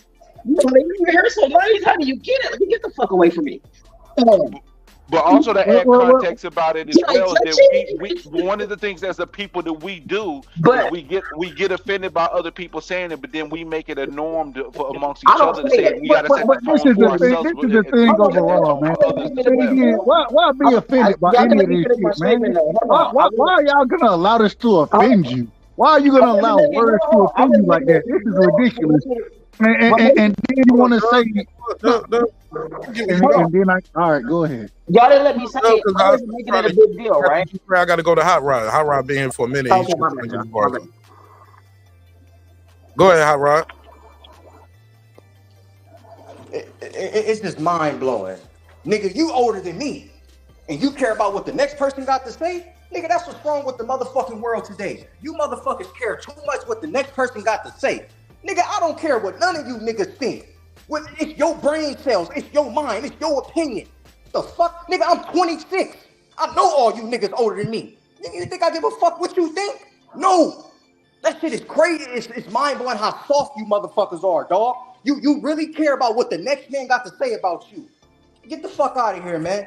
Get the fuck out of here, dog. I'm 26. And you think I act like these millennials around this motherfucker? You think I care about what the next person got to say? Like Right Side said, you that shit is sad, dog. This nigga want to make a big old discussion because he said he got nappy head. So fucking what? I wouldn't care if it was in front of one person or 1,000,000 motherfucking people. So fucking what? Get out your motherfucking panties. You a grown ass man. Who cares? It's his opinion. Just like you got your opinion and your thoughts, he got his opinion and his thoughts. Who gives a fuck? What, like, that shit is crazy to me, dog. You, like, why we ain't talking about boxing? Niggas talking about somebody else's opinion. That's how soft you grown-ass men are? Like, come on, my nigga. Well, the fighters come are the on, ones man. that That's just some gay-ass bullshit, man. Niggas supposed to be talking about the fight. And this nigga over here talking about, he called this man nappy-headed. Hot Rod. Let me tell you something. Did you see the press conference? Because these are quotes from the fight. No, I don't care. Okay. I don't care what the press conference. So we're talking about what Brian Garcia's father said. I don't care. And Devin addressed it. That's what's wrong with you niggas. You niggas care. That's what's wrong with the world. The world care too much about what the next person got to say. Mind your own business, live your life, and you will be living stress-free. Stress-free. You think I care about that? You think that make me eat shit or night? What the next person got to say? Fuck no. You niggas is crazy, dog. For real. I'm stress-free, number one. Number two, I was addressing their comments when I wanted to know. I heard various parts of the show earlier that I was listening to that made me ask some questions. So it really wasn't more. It wasn't more about what Henry said. It was more about their response. I was asking why their response was what their response was. You feel me? But honestly, I don't really go for that. You know what I mean? It ain't that big. Yeah, the discussion went back and forth because there's a bunch of us on here. So yeah, and the question was, people were saying Ryan Garcia's dad was racist, and my question was, do you think he's racist based off that term? Well, yeah, Hot Rod, this who not cares? Who cares if he's racist? Listen, hold on, brother. The fighter brought it up. Devin Haney, you know Devin Haney, who Devin Haney Man, is? fuck Devin Haney, fuck Ryan Garcia. Okay. Who cares? What? Who cares? Fuck Devin Haney, fuck Ryan Garcia. Like, what the fuck? I don't care about what the next man got to say, whether it's a compliment or negativity. I don't care. It's your 2 cents. It's your opinion. It's your mind. It's your thoughts. I didn't make the news, dog. It was the topic. Like, this shit is crazy to me, man. Like this is wrong with the world. This is why these young niggas be shooting motherfuckers. Because niggas care too much about what the next person got to say. That's what's wrong with the world. Well, you sound like you care what we had to say. You a little upset, but it's all good. It ain't that serious. And it's up. He's your age. Like, we didn't bring it. Devin is your age. He's 25, 26. Exactly, and I'm way more mature than him. Nigga, you think I care about if a nigga call me nappy headed? No. Your opinion, brother. Your opinion. But I think Brim made the best point, though. Brim, you made the best point. It was in context of, like, when you cracking jokes on me, I crack a joke on you. My joke might have hurt a little bit more. What's up, Clips? Man, what's going on? Peace to the neighborhood. How's everybody doing? Oh, boy, what a night. What a night. What's popping? Oh, man, nothing much. I just wanted to tap in and talk about a couple things. Let's start where we at right now. All right. I'm with Hot Rod. You shouldn't have gave it that much energy, but I'm also with G-Trey. You check that shit right at the door. You check that shit at the door. Now, what I would have done is I would have just checked it in a very definitive, decorative way, and then just moved on. I thought when they kept going, you know what I'm saying, like when Dev kept repeating, "Oh, you don't say that. How you gonna keep calling an African American?" He said it again. He keeps repeating. Dev brought it up because he said it again. Yeah, no, that's what I was getting to. Like, I was getting to when he kept bringing it up, and then if you notice with Ryan Garcia's dad said it the third time, that's when Bernard Hopkins leaned over and whispered something to his ear, and then, you know what I'm saying, and I was out laughing watching it like, yeah, B-Hop probably told him to chill the fuck out. Yeah, they took that mic too. Yeah, exactly. Yeah, you saw when B-Hop leaned over, and B-Hop was not playing. He had a very straight look. Ryan Garcia's dad called him nappy-headed the third time, and B-Hop leaned over to the right, and he said something, and you saw Ryan Garcia's dad's facial expression change. So whatever B-Hop said to him, trust me, the Garcias knew that he was going too far. And so I would have left it alone at that. But, I wouldn't give it too much gas or energy, but I would have definitely checked it. Going back to the Diddy thing, real quickly, I mean, it's funny. Like, I'm with you. Like, it seems like every time a black man's successful, he's either Illuminati, snitching, gay, or all three, Now, with Diddy, we've heard these things, like, I don't know about some of y'all, but I've heard these things since the very beginning of Bad Boys. Shit. You was even hearing shit about, how Andre Harrell used to party at Uptown Records. You know what I'm saying? Like, this is nothing new. And so I'm with the great Dave Chappelle when, as much as I love Cat Williams, I love when Dave Chappelle said, why are you just picking on black comedians? You want to expose somebody, quit talking about these celebrities and the people we know about. Start talking about their rich little white and Jewish paymasters, the ones who, the ones who own the private islands and the private mansions that they're at throwing these parties. You're not naming those names, so you're not really exposing nothing. You're just being messy, and a lot of it sounds like jilted lovers, or people trying to do damage control because they know they was at the party too. Whether they was sucking dick for Satan or not, they was damn sure at the party. That's why you know what was going on. Okay. And lastly, I just want to ask the panel, I know I typed it in, and I've talked about it with you personally, Mark. I really want to know at what point are people going to get tired of all this exposing culture and look at it for what it legally is, revenge porn. Like, you know what I'm saying? If the person didn't consent, or the person who made the video didn't whatever, or you're making a sexual video and releasing it. Now, I know if a dude does that to a female, he can go to prison. Meanwhile, a female or a gay man tries to do that to his lover, they can get a book deal and become a celebrity. there's a disconnect there that I think at some point we as a society have got to address. Go ahead, it's open. Let's pass it around.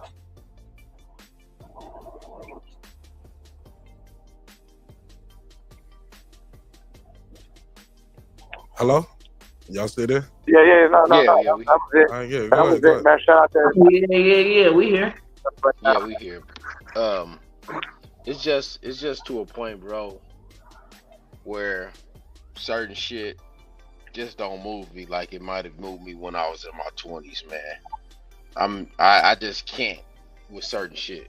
Just checking it is one thing, but all this hoop live, all this other shit, nah, I ain't feeling that shit. It is what it is. Words is words, bro. Like I told you a couple weeks ago, or a week or so ago, motherfuckers was at a parade. This is it's really ape type shit. Whether it's Mexican doing it or a black man doing it, it's really ape shit. Like, these motherfuckers is outside at a celebration parade. Ape sees ape. Ape says shoot ape. Ape shoots at ape. Ape misses ape, hits somebody else, and goes to jail for shooting at that person. Like, bruh, shit just gets out of control very quickly. It's one thing to be like what you would do in situations and all this old shit and preventative shit. At the end of the day, man, society is fucked up. So at the end of the day, certain shit ain't gonna move me, bro. That's just where I'm at with the shit. Somebody else can do what they want to do. I'm not moving on the shit. That's my point. I agree with you on that, brother. Like, I'm not too impressed about what certain people are doing and go to sit there and clutch my pearls or raise my eyebrows because the rich people are doing freaky things. Like, get the fuck out of here. I know poor people who do freaky things. Like, get the fuck out of here. You know what I'm saying? Nobody cares. The only sex I'm concerned with is the sex I'm having.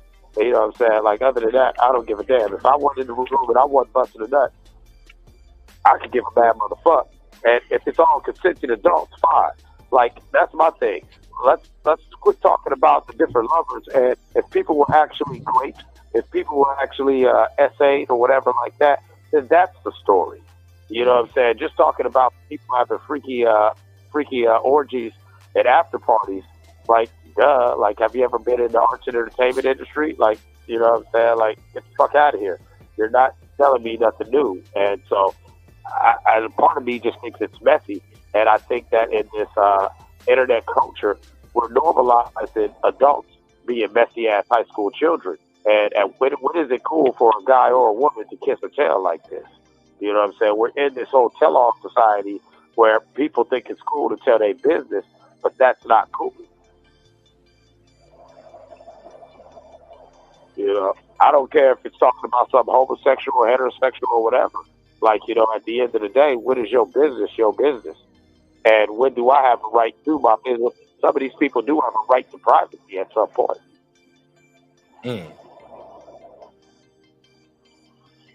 Yeah. Go ahead, pass it around. Bram, Hot Rod, Trey, KP, anybody? I ain't really been paying attention to that Diddy mess. It started off with Cassie and now it turned into a shit show. It turned into all kind of shit now. I don't even know what's going on. So yeah, he's like he's to the point where he doesn't have any advocates for him. He's on an island of himself, and that tends to happen. It happened to Cosby and it happened to others before him.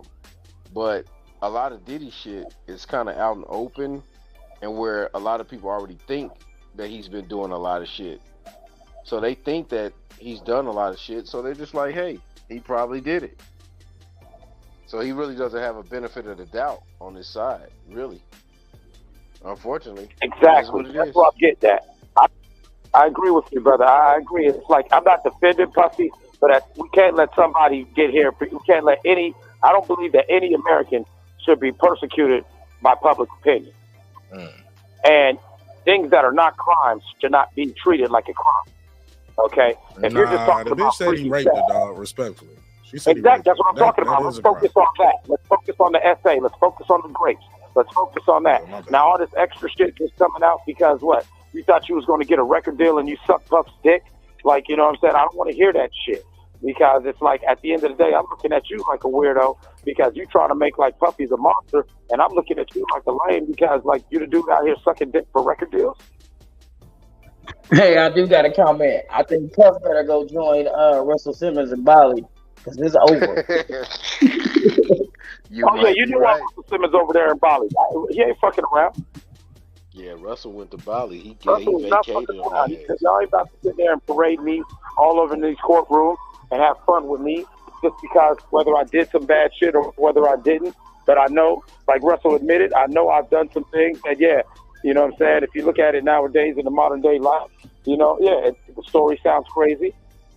And so I'm not, once again, not defending Russell, but, oh yeah, I know why he's in Bali. I totally get it. Hey, it's more believable that Russell better be in Bali than it is Puff. Russell was running around with a 16-year-old at 37 years old. I mean, it's kind of hard to think you're not a weirdo, buddy.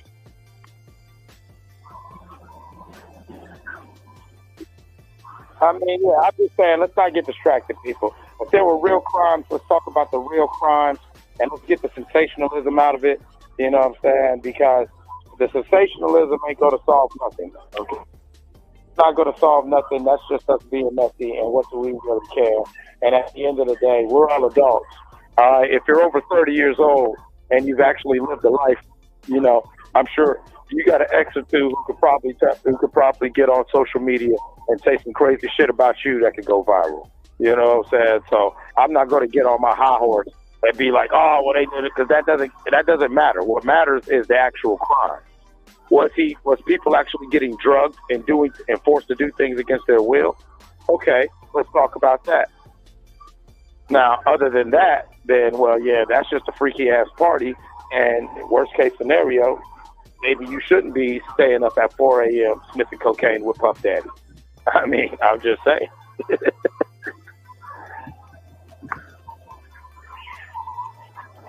Yeah. Yeah, that's how it goes, though. That's how it goes. Shit, that's it for me, man. Anybody want to say anything about this Israel-Palestine thing, man? I thought this shit was fucked up. People was going to get some aid. They said it's about 500,000 people up there in the North Gaza Strip were going to get some aid while they were going to get the aid because they had been eating, allegedly, from what I've been hearing, animal feed for about 2 months as they're going to get the aid and the food, you know, the flour and all of that stuff, fresh water. The Israel militia army, I'm sorry, opened fire. Yeah, the IDF. Yeah, open fire, hit them with I fired at least one tank round. People ran, tried to come back, got fired on again. The truck who was delivering aid sped off, ran over some people. So some people were injured by being just trampled by each other, the vehicle, but most of the injuries and the deaths are from gunshot wounds, according to a doctor. Anybody got anything to say about that? Israel-Palestine. And we close it out there. Yeah, I'll just say this so I can get off your phone real quick. What's going on over there is terrible. I think what we're seeing right now is a lot of that selective outrage.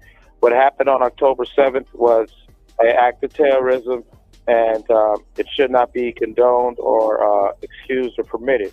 But Israel has been very heavy-handed. I do believe that Israel has taken advantage of what happened on October 7th to execute Benjamin Netanyahu's stated agenda of eradicating the Palestinian presence from the region.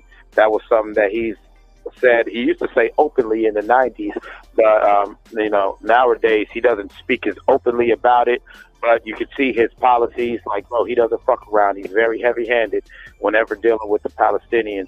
And at some point, I hope, you know what I'm saying, people can realize that we need to talk about the humanitarian crisis honestly without being called anti-Semitic. Like, no, this is a humanitarian crisis, and this is damn near genocide. That's all I got to say. For sure.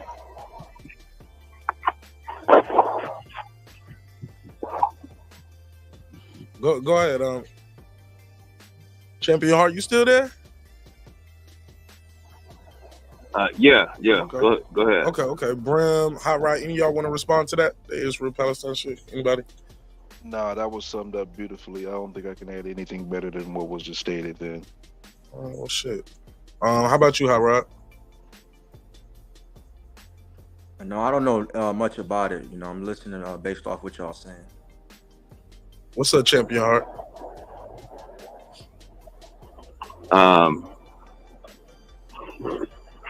Yeah, I mean that's sad what's happening over there. I mean it's been happening for a very long time, and I agree with what Clips was saying. All right. Well, it sounds like I ain't the only one getting sleepy right now. Shit. All right, man. Yeah, it's about 3:30 on the East Coast. Final thoughts. Anybody got anything they want to say before I land the plane? About to get some rest. Anybody got anything they want to say? Final thoughts before I land the plane? Rod, Brim, Champion Heart. Anybody? Going once. Going twice. Go ahead. Final thoughts on what? Anything you want to say before I land the plane? Anything? Got anything you want to say before I say goodnight? No, I'm that's check out Kicking with the Champ. Thank you, Big Mark. Appreciate you as always, my brother. Appreciate y'all, man. Appreciate it, OG. All right, my brother. Letting me cook, man. Man, all the time, man. I be trying to make your rants into little clips. Them shits be popping, Hot Rod. You be snapping. I love that shit, though. It's all good. I don't take that shit personal. I love that shit. It's like I'm just passionate. Anything I talk about and I'm interested in, it may come off arrogant or I'm mad. I'm just a passionate person, and I've always been passionate. For sure. Yeah, G-Trey and KP and everybody else, they ducked that Israel-Palestine smoke. It was like, I work with some Jewish people. I ain't got nothing to say. But it is what it is. Man, I appreciate y'all time, your energy, man. Thanks for rocking with me, man. Shout out to Champion Heart. That guy Clips 330. Appreciate you, Hot Rod. Shout out to Unbiased Fan, Bryn Reaper. I really appreciate y'all. Thanks so much for supporting the show in a major way. You heard? Salute, my brother. All right, peace. All right, Hot Rod. You got thank you so much, bro. I'll see you in the next one. All right, man. This was a good one, man. This was a good one. I really had a good time while I was here, man. This was so much fun. Somebody said, I don't talk politics in public. Nope. I can respect that as well. Somebody said, YouTube will cut your shit talking about Israel. You know they will. All right. Somebody said, nigga better take that to Rumble. Dead ass.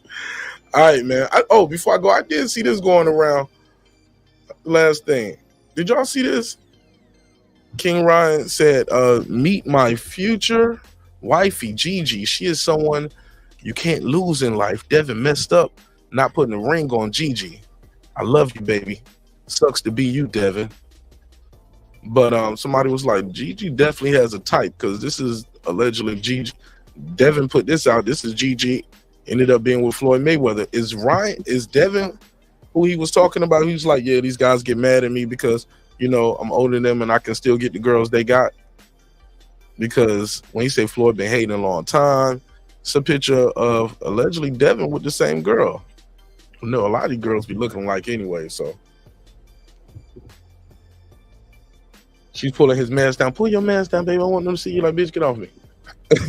But so this is Gigi with Devin, Floyd, and now Ryan. Hopefully Ryan's joking about this putting a ring on a thing, because that's crazy. That's crazy. Why all these niggas want to be with the same chick anyway? Never heard of it. Hey, man, it's been another great episode of Breaking Beats with your man, Martin Nash, man. I really enjoyed y'all. I really had a lot of fun on this one. Hopefully you were thoroughly entertained. If not, guess what? I'll try again on the next episode, man. Drinks require your sleep. Ghosts require your effort. Go out and get your goals. Let me do a quick little roll call. Shout out. What do you mean by that? What up? Appreciate you, man. Let's do this quick little roll call. What up? Shout out to Cooking with the Champ, aka Champion Heart. Lisa Bell, she never fails. Girl Behind the Mic. NC Conquest. Nick Rich. Beyond Above Media. SF City Slicker. SLG. Metro Jet. Raheem with Dream Soto. Pound for Pound Sports Entertainment. DJ MFB. Natty Yoel. Haplo. Conshonery. Carmen Serene. Cooking with Sir Senior. Stone Tangerine. Food Revolution, Megazar, Transcendent Sports Channel, Like That. Let's go over here. Travis Bryant, Tar Heel Resolution. I'm sorry, Tar Heel Resin. Hi-Fi, Stephen Bateman in Australia. Derek Lincoln. What up, gangsta? Diallo, with Jessica. I am Cam Edwards. Nick Rich, Detroit, BC. Jerry Terra Tasca. Raheem Soto, again, appreciate you. KP from KC5. Brim. Clips. What up, gangsta? Juan Davila, Lisa Bells. Kareem, and Puro. What up, gangsta? Appreciate y'all for supporting the show in a major way, man. Thanks for your time. Thanks for your energy. Man, I'm tired as hell, man. I'm about to get some rest. Drinks require your sleep. Goals require your effort. Go out and get your goals. Shit, I'm about to get in this motherfucking bed, man. Actually, I'm about to go give me a bowl of soup. Definitely need some soup right now. I'm still a little under the weather from earlier, but I'll be all right. Hey, look, man. Sometimes we're gonna agree, sometimes we're gonna disagree. But one thing's for certain, two things for sure, homeboy, homegirl. Never forget this. Respect is free. Disrespect gonna cost you everything: your family, your freedom, your finances, most importantly, your life. So let's show each other love. Let's show each other respect. If we can't do that, let's just show each other the door. You go your way, I go mine. God willing, we both will do fine. Peace. Hey, it's Antonio Tarver, the champion. You watching Mark Nash at Breaking Beach. I usually don't do drops, but I'm gonna give you one, bro. I'm gonna give you one. I love you, champ. I built this shit. Me. Brick by brick. And I'll be damned if I let you tear it down just because you don't like the way another nigga talk. And I mean that shit. Drive, motherfucker.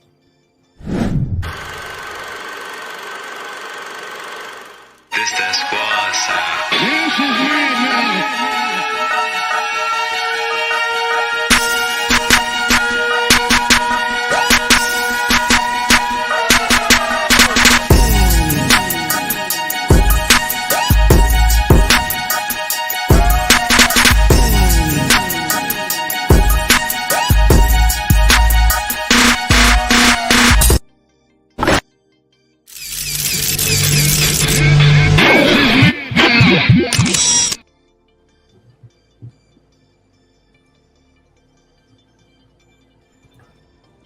Subscribe. I don't care how many subscribers he has. Support him.